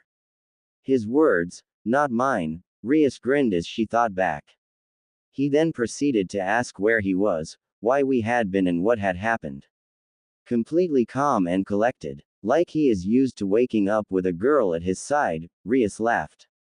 Well, maybe he is, Akeno replied. We can't really know, can we? She asked. Somehow this thought upset Rias more than it should have. She knew how old he really was. For sure he had enjoyed the company of many women, most of them would be dead for centuries by now. The reasonable side in Rias explained it to her, but the emotional side was still upset. She wanted to be something special to him. Damn, the last couple of days were torture and sweet heaven all at the same time to her. He had something, which drew Rias to him, though she had no idea what it was. I like how he isn't one to talk when he has got nothing to say. There are so many talkers out there, It's so annoying. But he isn't like that at all. I like his collected, composed nature, Rias said, a little bit out of context. It seems like it isn't the only thing you like about him, Akeno teased and saw her friend turning red on her cheeks. Oh, this is gold. She wasn't like this in forever. Actually, was she ever like this, when it concerned a boy? Akeno giggled at the sight of her mistress, so obviously holding a torch for the new guy. My. Someone is crushing hard. She teased, causing Rias to turn even redder. Oh please, like you didn't check him out. I saw how you looked at him before. You are no different. Never denied that, Akeno giggled, before another quite distinguishable plop interrupted their conversation as it was about to get interesting. Naruto stepped out of a cloud of black smoke back into the club room. He was wearing a truly armor, which had fresh blood splattered all over its front side. He tore the mask off his face and attached it to his belt. His black hair flopped out and he wiped it away. Back so soon? Rias asked, not noticing the blood immediately. She smiled at him, curious what he had to say. Ma'am, he said, giving her a salute. Mission was a success. Target was successfully disposed of. I allowed myself to place evidence pointing towards the neighbors, he reported. Sorry, I know I owe you a head, but I had to leave it at the objective, so the fake evidence would work. Rias now saw the blood and had to gulp heavily. There was a very long, awkward moment of silence. What did you do? She forced herself to ask, not wanting to know at all. Death by lethal blow to the heart, he replied as if he just ordered a salami pizza. You killed the client, Rias gasped, standing up. She didn't raise her voice, but it was clear she was upset. Naruto rose an eyebrow. Why, of course I killed him. Why are so upset? Your orders, my hands, ma'am. I did not order you to kill him, Naruto. She replied firmly, her voice now slightly louder than usual. The assassin blinked, confused, looking at Akeno for help, but she didn't even move, being turned to stone. But, you said I should take care of him, did you not? Naruto didn't understand the world anymore. Of course I said that. In the sense of sitting down with him, chatting, playing some games, having tea. Not in the sense of getting rid of him. How could you kill a client? Why? She sat back down on her chair, at a complete loss. Where did she go wrong? What happened? Why did he kill the customer? Rias didn't understand. Ma'am, Naruto exclaimed. He had to explain himself now or he feared he would lose Rias' trust. He completely ignored Akeno was still here. You sent a trained assassin to someone saying to take care of that person.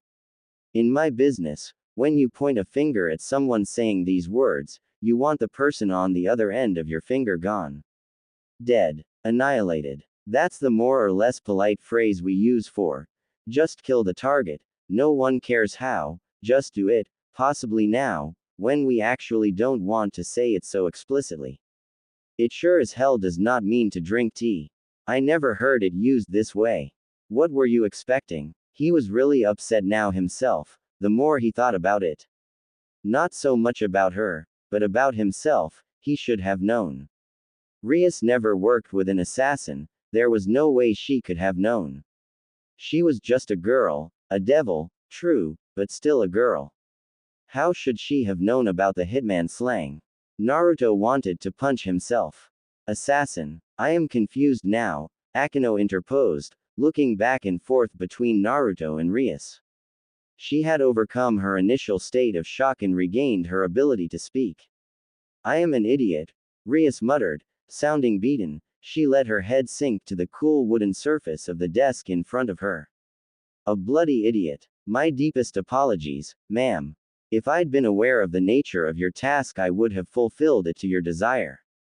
Please forgive my wrongdoing. But also, please refrain using vocabulary which is clearly linked to the disposing of people, or specify the task more precisely. I promise it will never happen again. I will make sure to get it right in the future. Please forgive me. Naruto bowed deeply. Rias took her head off the table and sat up in her chair. No, it's my fault, really. You are absolutely right. I should have made myself clear.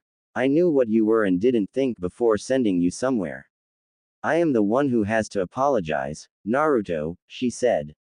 Naruto was right. She pointed the finger at someone and sent an assassin to him. She should have known this would happen. You don't send a mail bomb to someone either, expecting it to cook dinner for the recipient. Would someone care to finally fill me in? Akeno demanded. I am sorry, Akeno, Rias replied. I didn't want to tell everyone yet, thinking it might help everyone getting to know and trust each other. She inhaled deeply, as Naruto let himself fall to the couch. This day was a disaster to him. Hell, the last days were a disaster altogether. He didn't blow a mission, ever. And now he screwed up 2 in a row. His luck seemed to have run out for good. Rias in the meantime spoke to Akeno. Naruto is a professional assassin. A hitman. You are. Akeno turned to Naruto, who was lying on the couch, his feet hanging over the armrest as he rubbed his hand over his face. He didn't look too happy about this at all. The best there is. I am ranked number 1 in the organization, he said and sounded completely destroyed. Like a child who just found out Santa wasn't real. There was no pride in his voice. He saw in the corner of his eyes how Akeno turned to Rias with an expression of betrayal, and Naruto suddenly realized that he most likely damaged their friendship badly. And he could damage it even further if he didn't spill it now. Gah! This is not happening. And while we are in the business of telling secrets, there is another one, he stated. No, Rias interrupted. Naruto, don't. You don't want to do this and you know it. She exclaimed. It doesn't matter. Your friendship with Akeno is way more important than my comfort zone, he said and sat up on the couch. My real name is Arunos of Traveris. I was born in 731 as first son of a blacksmith in the German city of Trier, in what is now Rhineland-Palatinate. Hence my last name nowadays. Uzumaki. It's a contorted form of the German expression for blacksmith. Anyway, I was born in the beginning of the Dark Age, but it still was a good life. Hard work, but good. My father made good money with the workshop and I was set to follow in my father's footsteps. Naruto inhaled sharply before continuing. That was until some nasty stuff I don't want to talk about happened in 748 and forced me to make some decisions. He basically rushed over this part before going on in a normal pace. I was turned into a vampire in 750 by the great master of all vampires. The no-life king himself. The great and unfortunately vanished Count of Transylvania. Dracula. I lived my life training under his instruction. He was my mentor, teacher, trainer, instructor, father figure, family. He taught me everything I needed to know, from the secrets of being a vampire to table manners. Almost everything I know, he taught me. For a very long time I stayed with him until he deemed me ready and completed my training in 1262. The Count used to be a very influential person and held diplomatic relationships to many powerful institutions of the time. He chose a path for me, long before I finished my training. Naruto paused and smiled for a moment. It was true, his path was chosen long before his training was completed. But it wasn't chosen solely by the Count. Naruto's future was decided in regard to his past. The student wouldn't have it any other way. At the time the church was struggling with lots of demonic incidents and barely was able to stand its ground. The Count offered his help to the Apostolic See, suggesting me as a kind of bodyguard for the Pope, reassuring them no harm could ever come to him as long as I was around. The time was desperate and attempts to kill the Pope were frequent, so the church accepted the Count's offer. I left Transylvania and made my way to Vatican City, where I served His Holiness as his personal guard. Things were rather interesting, especially in the beginning. Vatican City, April 1263. Your Excellency, a servant asked as he humbly bowed to the Pope, who was sitting on his bright golden throne. Angelic-seeming light was shining down on him from the round window in the cupola above the throne. The pompous throne room was flooded with light, shimmering over all those handcrafted ornaments, which were to be found basically everywhere. Pope Urban IV. was wearing the magnificent robes of His Holiness, white with lots of golden adornments on the outside and crimson red on the inside. He had that divine look on his old face, which was held high due to the impressive tiara, the Pope's crown, on his head. Speak, he allowed the servant. His determined, stern voice was roaring through the large hall. The one, who shall not be named, has arrived, the servant stated humbly, causing the Pope to raise an eyebrow. He knew exactly who he was. Send him in, he commanded, curious of who would arrive. Urban IV was not really looking forward to this. He owed the Count of Transylvania a favor, which was the only reason he allowed his apprentice to even be here. Vampires were creatures of the night. They were evil and not to be trusted. But Urban was also no fool. There have been numerous attempts on his life, and his papal guard was up until now more lucky than anything else. If he wanted to live, he needed someone who actually could fight a devil, or a demon. And in the end, the best weapon against a monster was another monster. Maybe that vampire would surprise him. They were rather complex creatures after all. Two large and heavy doors got pulled open by knights in shining white and golden armor. The papal palace guard was just as much about shining as it was about skilled fighters. The doors slid in half with a loud cracking, which echoed through the hall. The gate was not opened completely, when another man entered the throne room. He walked in at a fast pace, the steps of his armored boots echoing loudly through the otherwise completely silent room. The light surrounding him was visibly darker than in the rest of the hall. It was just as he absorbed it somehow. He quickly walked up towards the throne of His Holiness, who was sitting a few stairs above the floor on a little pedestal covered in a crimson carpet. The guest had shoulder-length dark black hair, which might have been a little messy, and deep blue, icy eyes. The visitor was wearing an expensive set of black armor, almost as black as his hair, with a black cape, which reached almost down to the ground. Incorporated to the bottom right corner of the cape was the Transylvanian crest in a deep red color. The black chest piece had very sophisticated chasing engraved into it and clearly was very expensive. On his waist the unnamed guest carried an impressive two-handed sword on his belt, which had a large, dark red ruby incorporated at the end of its handle. Also, upon closer inspection, it became apparent that his armor indeed had some red detailing. The inside of his cape was almost the same red as the Pope's, and the inside of the chasing of his armored gloves and vambraces was also filled with dark red color. The figure looked very grim in his dark and rather mysterious getup. The look on his face was unsmiling and clearly radiated his no-nonsense attitude off. He was one for getting shit done, and it was clear from just looking at him. His left hand had a firm grasp of his sword's handle, while the right one was completely relaxed. He walked straight up to the Pope, before knelt down at the edge of the few stairs leading up. I am the vampire Arunos of Treveris, who was sent by my master to serve as your protector, he said, his voice dark and dangerous. Stand, the Pope commanded and made a movement with his hand, emphasizing his words. Arunos, or Naruto how he would be called later, got up to stand. So the Count thought I need a special protector? Urban inquired. He wanted to hear the vampire's thoughts. That seems to be the case. I am merely a tool, sent to fulfill a duty, Naruto explained. His ulterior motives just so happened to align with his current task. Which is why Dracula sent him here. I see. The Pope mused. This was hardly the answer he imagined. Urban might as well get to the point. Now tell me, vampire, why should I entrust you with my life?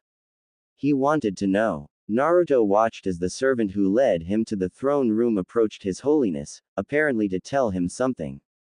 Naruto smirked slightly. He wondered when that thing would make his move. Because whatever it was, humanity was no part of it. That depends. Do you want to live? Naruto returned. The Pope seemed to be a little upset by the vampire talking back to him, but chose to ignore it. Vampires were famous for being arrogant and proud. And both habits were a sin. Of course I do. The Pope replied, as the servant was mere seconds away from him. Then two things happened at the same time. The servant suddenly transformed into an especially ugly dark green demon, who violently lashed out at the Pope with his disgusting paw. The paw with its long and sharp claws coming out of it would have almost hit the Pope and probably killed him immediately. At the exact same time Naruto rushed forward, drawing his sword. With a quick and fluent motion he cut the demon's disgusting arm off, before decapitating him on the spot. He appeared so fast, no one saw him even move. One moment he was still down in front of the throne, the next he was already between the demon and the Pope, slicing the attacker into bits. He kicked the demon away from His Holiness, so it would fall down the few steps leading up to his throne, where it crashed to the floor. Dark purple blood was bubbling out of its corpse, the severed head was slowly wobbling down the stairs. In that case, Your Excellency, you should trust me, Naruto said with a serious expression, butting his sword back at its place. The Pope blinked a couple of times, he seemed rather composed for what just happened. Maybe realization has not yet struck him. You saved my life, he stated. That is the reason I am here, Your Excellency, Naruto replied. I was assigned a task and I will fulfill it to the best of my abilities. I see, Urban the Fourth replied flatly. Thank you, Vampire, he said and could not really believe his own words. It is my duty to protect you, Your Excellency. No need to thank me, Naruto replied and despite his humble words, still sounded proud. The Pope nodded, before he got up.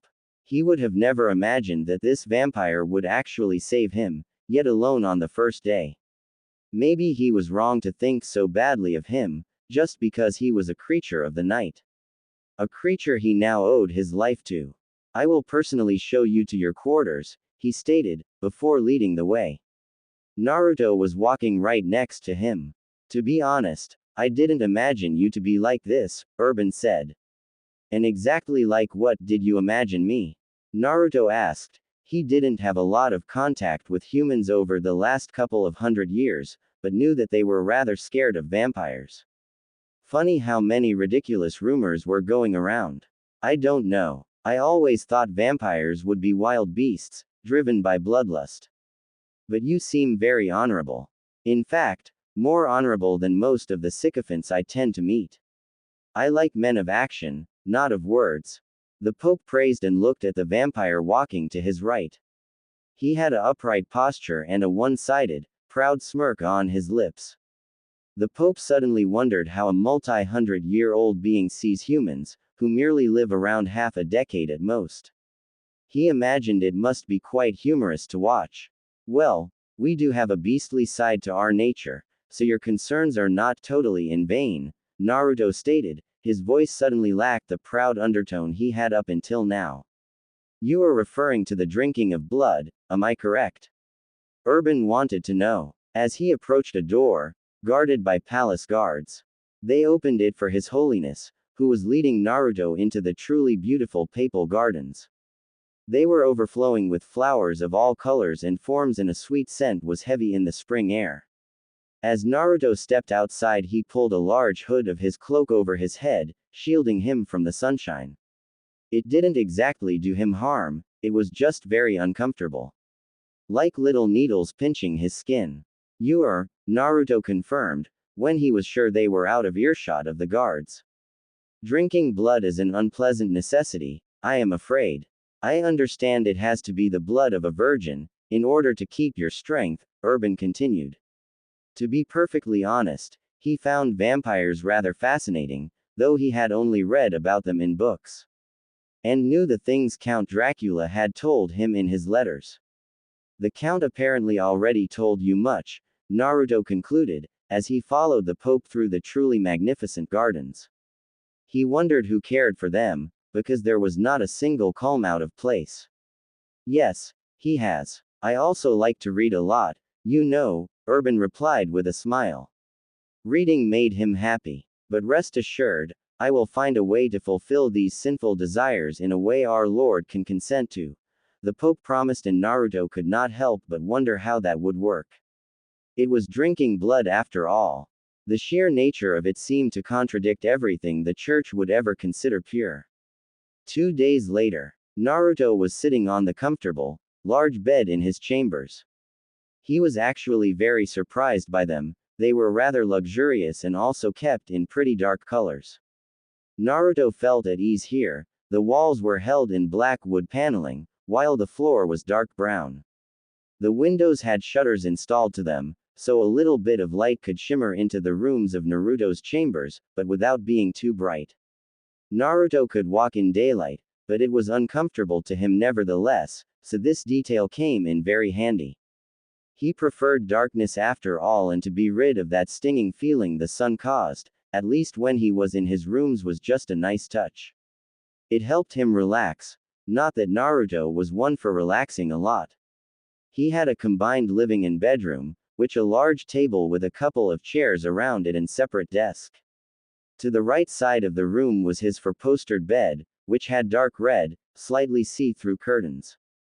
They were currently half open, as Naruto was sitting on the large bed, waiting. He looked in the mirror, which covered large parts of the wall he was facing. In the mirror he could see the door leading to his own private bathroom, which was also quite luxurious. Urban told him he should wait here today, because he had figured something out so Naruto could drink. Now the vampire was sitting here. Damn, he was getting really hungry. Suddenly there was a soft knock on the door. "Come in," Naruto called, and for a moment nothing happened. The vampire almost got up to answer the door, when it got opened from the outside. A very shy-looking, definitely scared nun tiptoed a few steps into the room, closing the door behind her. She looked like she was going to die, hugging herself with her arms tightly wrapped around her. Naruto swallowed hard. Damn, she was so young and also so very beautiful. But her large golden eyes looked terrified. She was standing very close to the wall, as if it would protect her from something, and Naruto suddenly realized that this nun was scared out of her mind because of him. It hurt a lot more than he thought it would. "What is your name, dear?" the vampire asked, causing the nun to shiver a little. The only thing she could see in this way too dark room was his outline, as it was leaning forward from his bed. Two very evil eyes were glaring at her. "I am Sister Elizabeth," she answered shyly. "Now then, Sister Elizabeth. What can I do for you?" Naruto asked and tried to sound as friendly as possible. "His Excellency sends me," the nun whispered as she looked around in the dark room. She carefully eyed the shadow sitting on his bed. His eyes had an evil, unnatural violet glow. All her instincts were shouting at her to grab her legs and run. But the Pope personally asked her to come here. He asked her to do this. Why she was selected, Elizabeth did not know. The Pope had told her that she had nothing to fear and she would conduct a great deed to the Holy Church. It was her whole motivation to agree in the first place, but she was scared anyway. "He told me that you are a vampire, and," she continued silently. Naruto was raising an eyebrow. Where was she going with this? "I am," he replied, before he got up from his bed. He was even taller than she thought. The young nun cringed, terrified. "But you do not need to fear me. I will never do you any harm," he promised, as he walked up to his windows, reaching out to open some of the blinds. Bright light was suddenly flooding the room, much to Naruto's dismay. But he imagined the nun would feel more safe if she'd actually see things. "Better now?" he asked. The nun nodded fast, as she finally saw where she was. The room, though kept in dark colors, was very luxurious. There was a large sword sitting on a display stand below a mirror, and an expensive dark black armor was strapped to a display dummy. The man she was sent to was wearing a simple black shirt and leather pants. The vampire was actually pretty handsome and had a friendly smile on his lips. Maybe he wasn't all that scary. "Now, Elizabeth, what did His Excellency send you here for?" Naruto asked. The nun swallowed hard, as she remembered the reason for her presence. "He said you need to drink blood. And you need a virgin for it." She forced herself to continue. "So he sent me to fulfill your desires," she said, before silently adding, mostly to herself, "Please be gentle." She averted her gaze in shame. She knew this had to be done. She knew it was important, which is why she was willing to do it. But it still crept her out to no end. Naruto had to blink a couple of times, before his brain processed what was said. He heard even that whispered last part. That was what Urban had in mind. Holy hell, that man was more bold than Naruto imagined. He looked at Elizabeth, who was clearly panicking. No, Naruto said. I refuse to do that, he stated. The gaze of the nun immediately darted straight at him. She expected a lot, including violent rape, but to be turned down was surely no part of it. The voice of His Holiness was ringing in her ears, telling her how important this was. She could not allow to be sent away, no matter how much she actually wanted to be. Why would you do that? She gasped. Urban had told her what would happen to the vampire if he didn't drink. That he'd grow weak if he didn't drink. Elizabeth didn't want him to be weak. If he was weak, he could not protect the Pope. And that meant that sooner or later one of those disgusting demons would kill him. That was something Elizabeth could not allow to happen. Yes, she was scared of this. Yes, she would have liked it better, if she didn't have to do this. But she didn't expect the vampire to turn her down, sending her away. He was not at all like she had expected him to be. She imagined he would eat her alive, doing all kinds of unimaginable sinful things with her. But he didn't. And Elizabeth wondered why. Because you are clearly afraid. I will not do that to you. You seem like a nice girl, Elizabeth. This would be a sin in your world. You don't want to do this, Naruto explained, which left the young nun speechless for a couple of moments. Why did that vampire care about her well-being? Things were not really how she imagined them. But if you do not drink, your powers will fade away, won't they? She asked confused. Eventually, yes, Naruto confirmed. And without your powers, you cannot protect His Holiness, can you? She asked, a sudden determination in her voice. It was almost firm. Where are you going with this?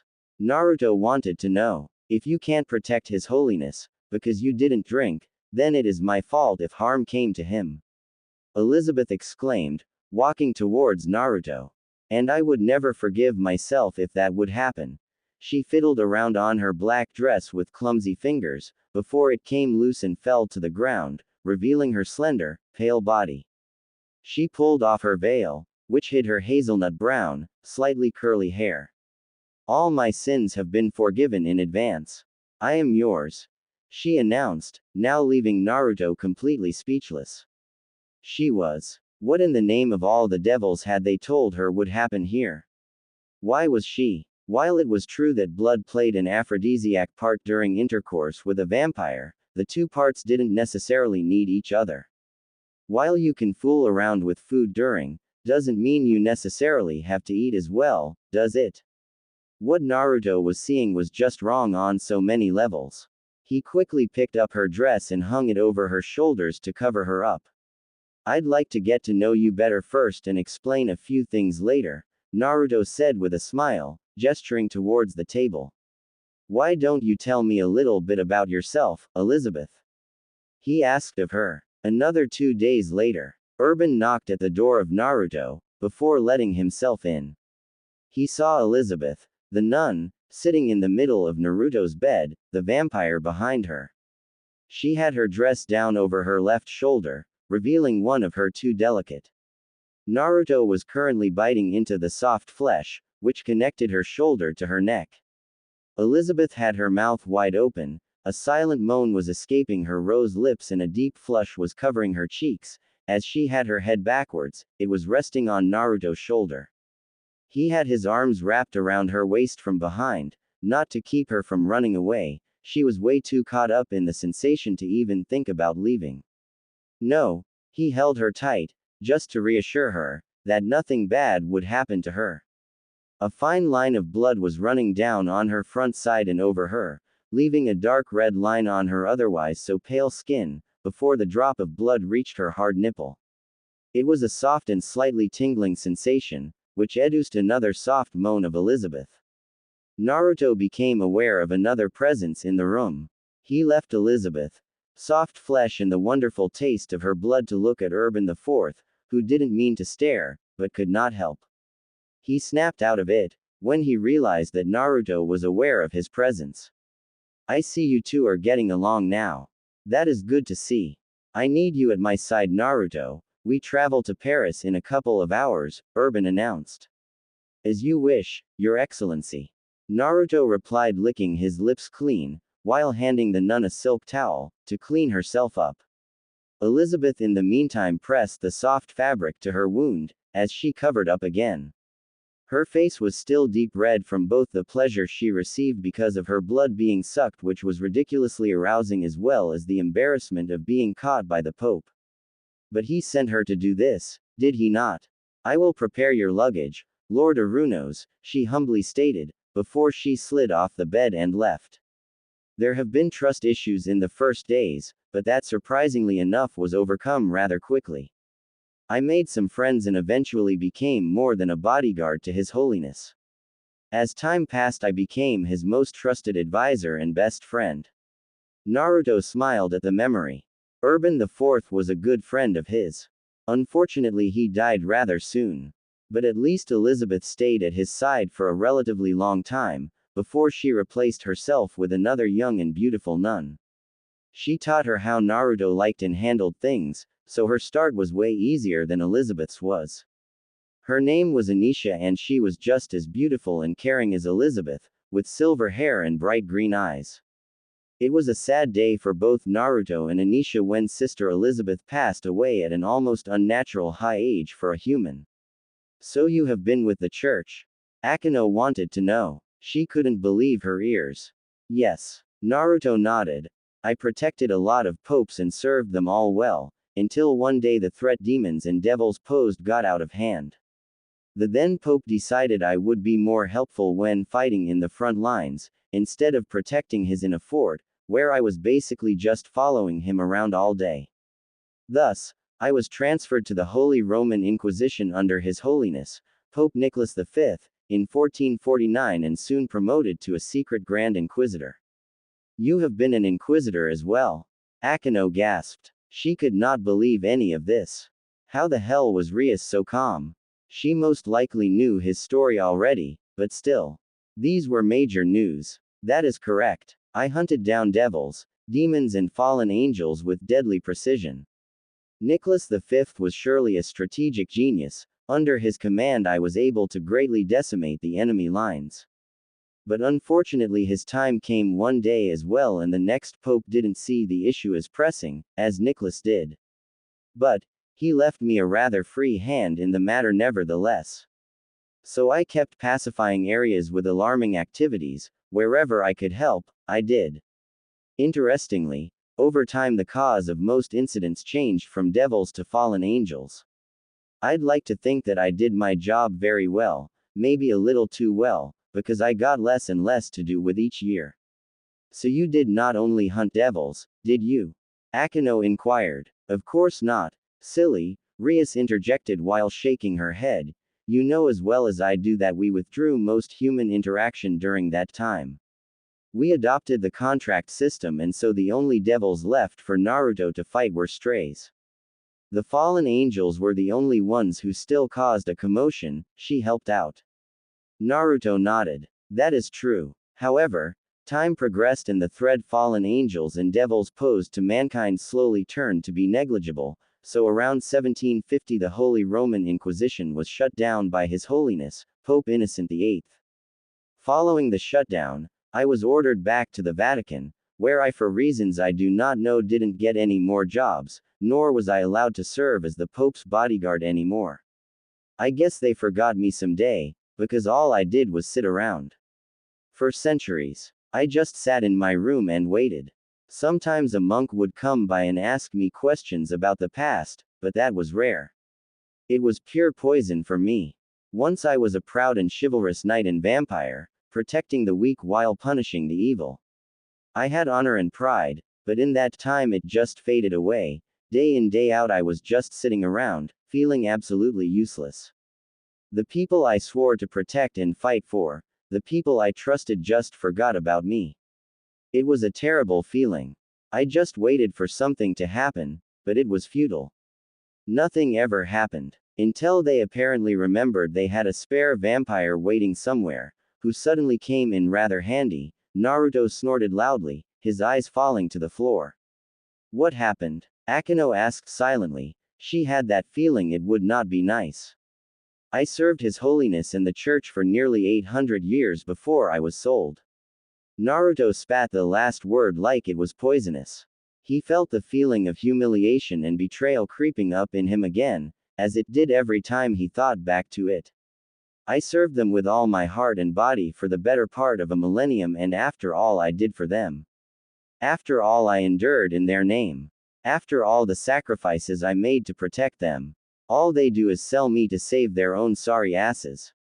Ignorant fools. I would have annihilated their enemy, like I always did. They just had to ask. But they didn't. Instead they forgot and sold me, like a unwanted doll. Traitors. Naruto's voice got bitter and silent.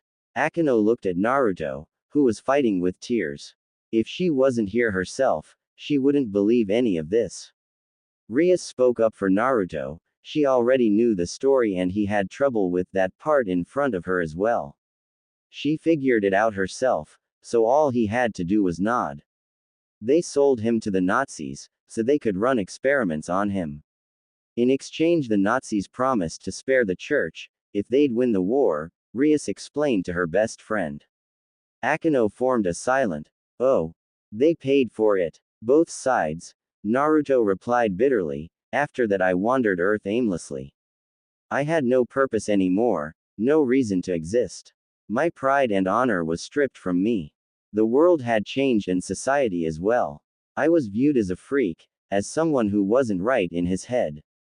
And I might have drifted into insanity for a little bit, until I was found by someone from the organization. The old man took me in as his own son, gave me a reason to live and a new purpose. He gave me back some pride and some form of honor. I have been serving his purpose ever since. Yes, he is only loyal to money and knows no side. But he sticks to his rules and does not abandon them. He cares for the people who are working for and with him. The old man is adherent to his principles. He sometimes reminds me of the Count. Naruto had a fond smile on his lips at the thought, before reality seemed to catch up to him. That was until yesterday. I guess. Since I have a new master now. He shot Rias a painful smile, before he looked back at the floor. He didn't look up a lot during his story. Suddenly a thought crossed Rias' mind. If it was so painful for him to talk about the last part, how horrible must the memories be of the events he skipped in the beginning? The thought made her really uneasy. I promise you, Naruto, we are very principled as well. Please don't worry. Our family sticks together through thick and thin. Rias said firmly. She wanted him to know that everyone in her peerage, including herself, was absolutely full of integrity. So that's why he didn't drink any tea nor ate any cake at his welcome party. And Rias defended him for it. He wouldn't have been able to stomach it. Because he is a vampire. Akeno looked gobsmacked. She had to sit down, but the couch was so far away. So she leaned onto the president's desk instead. She had no idea what the most shocking news was. The part of him being the vampire, the part of him serving the church as a freaking inquisitor, or the part of him being a hired gun. Akeno didn't like hired guns, true. She always questioned their loyalty, and money just didn't strike her as a good enough reason for true loyalty. But Naruto seemed decent, and Rias made it rather clear that she fully trusted him. So, okay, Akeno could live with the mercenary part. He had been an inquisitor as well, also true, but that was almost 300 years ago, wasn't it? And the church betrayed him, so it seemed unlikely he held any loyalties to them anymore. Besides, he was a devil now, so it really didn't matter that much, did it? Also, she guessed there wasn't an awful lot a vampire could have done back in the day. If he didn't want to be hunted his entire life, he would have to become the hunter himself. Akeno didn't like it, but she understood. Or so she thought. The true reason why Naruto joined the church, the true reason Count Dracula sent him to the Pope, the true reason why he even became a vampire in the first place was still his secret. But sooner or later he would have to tell Rias about her. So you are telling me you are a 1285-year-old vampire turned inquisitor turned stray turned assassin. A vampire assassin. A vampire. 1,000 and nearly 300 freaking years old. I don't even. She asked in disbelief, while she stared at Naruto. Suddenly he was gone. Vanished right in front of her eyes. No plop or anything. Just gone. You don't believe me? He asked from the wall behind her. Akeno turned around to see him standing behind Rias. She had no idea how he got there. Rias just sat in her chair. She didn't seem too impressed. She asked almost the same question and got the same result. Akeno would just have to learn like Rias did, though Rias of course didn't question his vampirism. She had seen it with her own eyes and felt it on her own body. Naruto proceeded to walk towards Akeno, through the fucking desk, as if it wasn't even there. He walked past a completely calm Rias. He had used the table in her living room to demonstrate, so yes, she had seen this as well. Akeno felt her jaw drop as he walked through the definitely solid object. This should not be possible. As Naruto stepped out of the desk, he reached out for Akeno. He forcefully grabbed her neck and pulled her towards him with only one arm, turning her around in a swift motion and pressing her down on the president's desk. Okay, that was actually new to Rias as well, but she would let him do his thing for a little longer, curious where he was going. His eyes were glowing in that violet red, which Rias had seen before, as he stared down on Akeno, whose hands were clinging to Naruto's wrist. How would you like it, if I tasted you? He asked. His voice was suddenly extremely deep, a beastly growl underneath it. Tell me, are you still a virgin? He opened his mouth to reveal his long fangs, which were dripping from saliva. Akeno had her eyes wide open, her face was flushing all over, as she stared at Naruto, who was pressing her down to the desk. She couldn't move, no matter how hard she tried. He had her pinned to the desk. And she liked it. That's enough of a display. Naruto, Rias said calmly, I am the only one you drink from. Naruto immediately let go of Akeno, his eyes turned to the normal blue and his fangs disappeared. Yes ma'am, he replied, stepping back at a moment's notice. Akeno coughed as she got up from the table, catching her breath. Wow. She panted, that was quite the display. She actually giggled a little before she purred. I am really turned on now. And here I am, thinking you are a sadist, when in reality you are a masochist, Rias stated dryly, while she facepalmed. Best of both worlds, the priestess of thunder replied with a sly grin. Say, did I imagine a part, where you said he'd drink from you? Akeno asked, truly curious. No, you heard that quite right. Naruto needs blood to survive and I am more than happy to provide. It's my duty to make sure he is well after all, Rias explained. Wouldn't that turn you into a vampire as well? Akeno wanted to know. Naruto shook his head no, only if I wanted to turn her. It's an act which needs to be done willingly. I can drink blood without turning someone into my kind, he explained. So you allowed him to drink from you? Akeno asked in disbelief. It sounded strange. Sure I did. I want him to be happy after all. Rias replied truthfully. My, isn't that something? Akeno purred, but saw that Rias wasn't paying attention to her anymore. The Crimson Princess looked at Naruto, who looked away, almost like he was ashamed of something. You know what? The black-haired beauty said, I am going to leave you two to it. I get the feeling you need to figure some things out before everyone gets to know about it. So consider me clueless. Just fill us in as soon as you got everything sorted out, okay? She announced. That got her back Rias' attention. Thank you, Akeno, the Crimson Princess replied and was truly thankful of her best friend. We know each other so long. It's normal, Akeno shrugged, before she turned around to leave. She walked past Naruto before she stopped. Hey badass, she said, turning once more to poke Naruto in his shoulder. The vampire looked over his shoulder.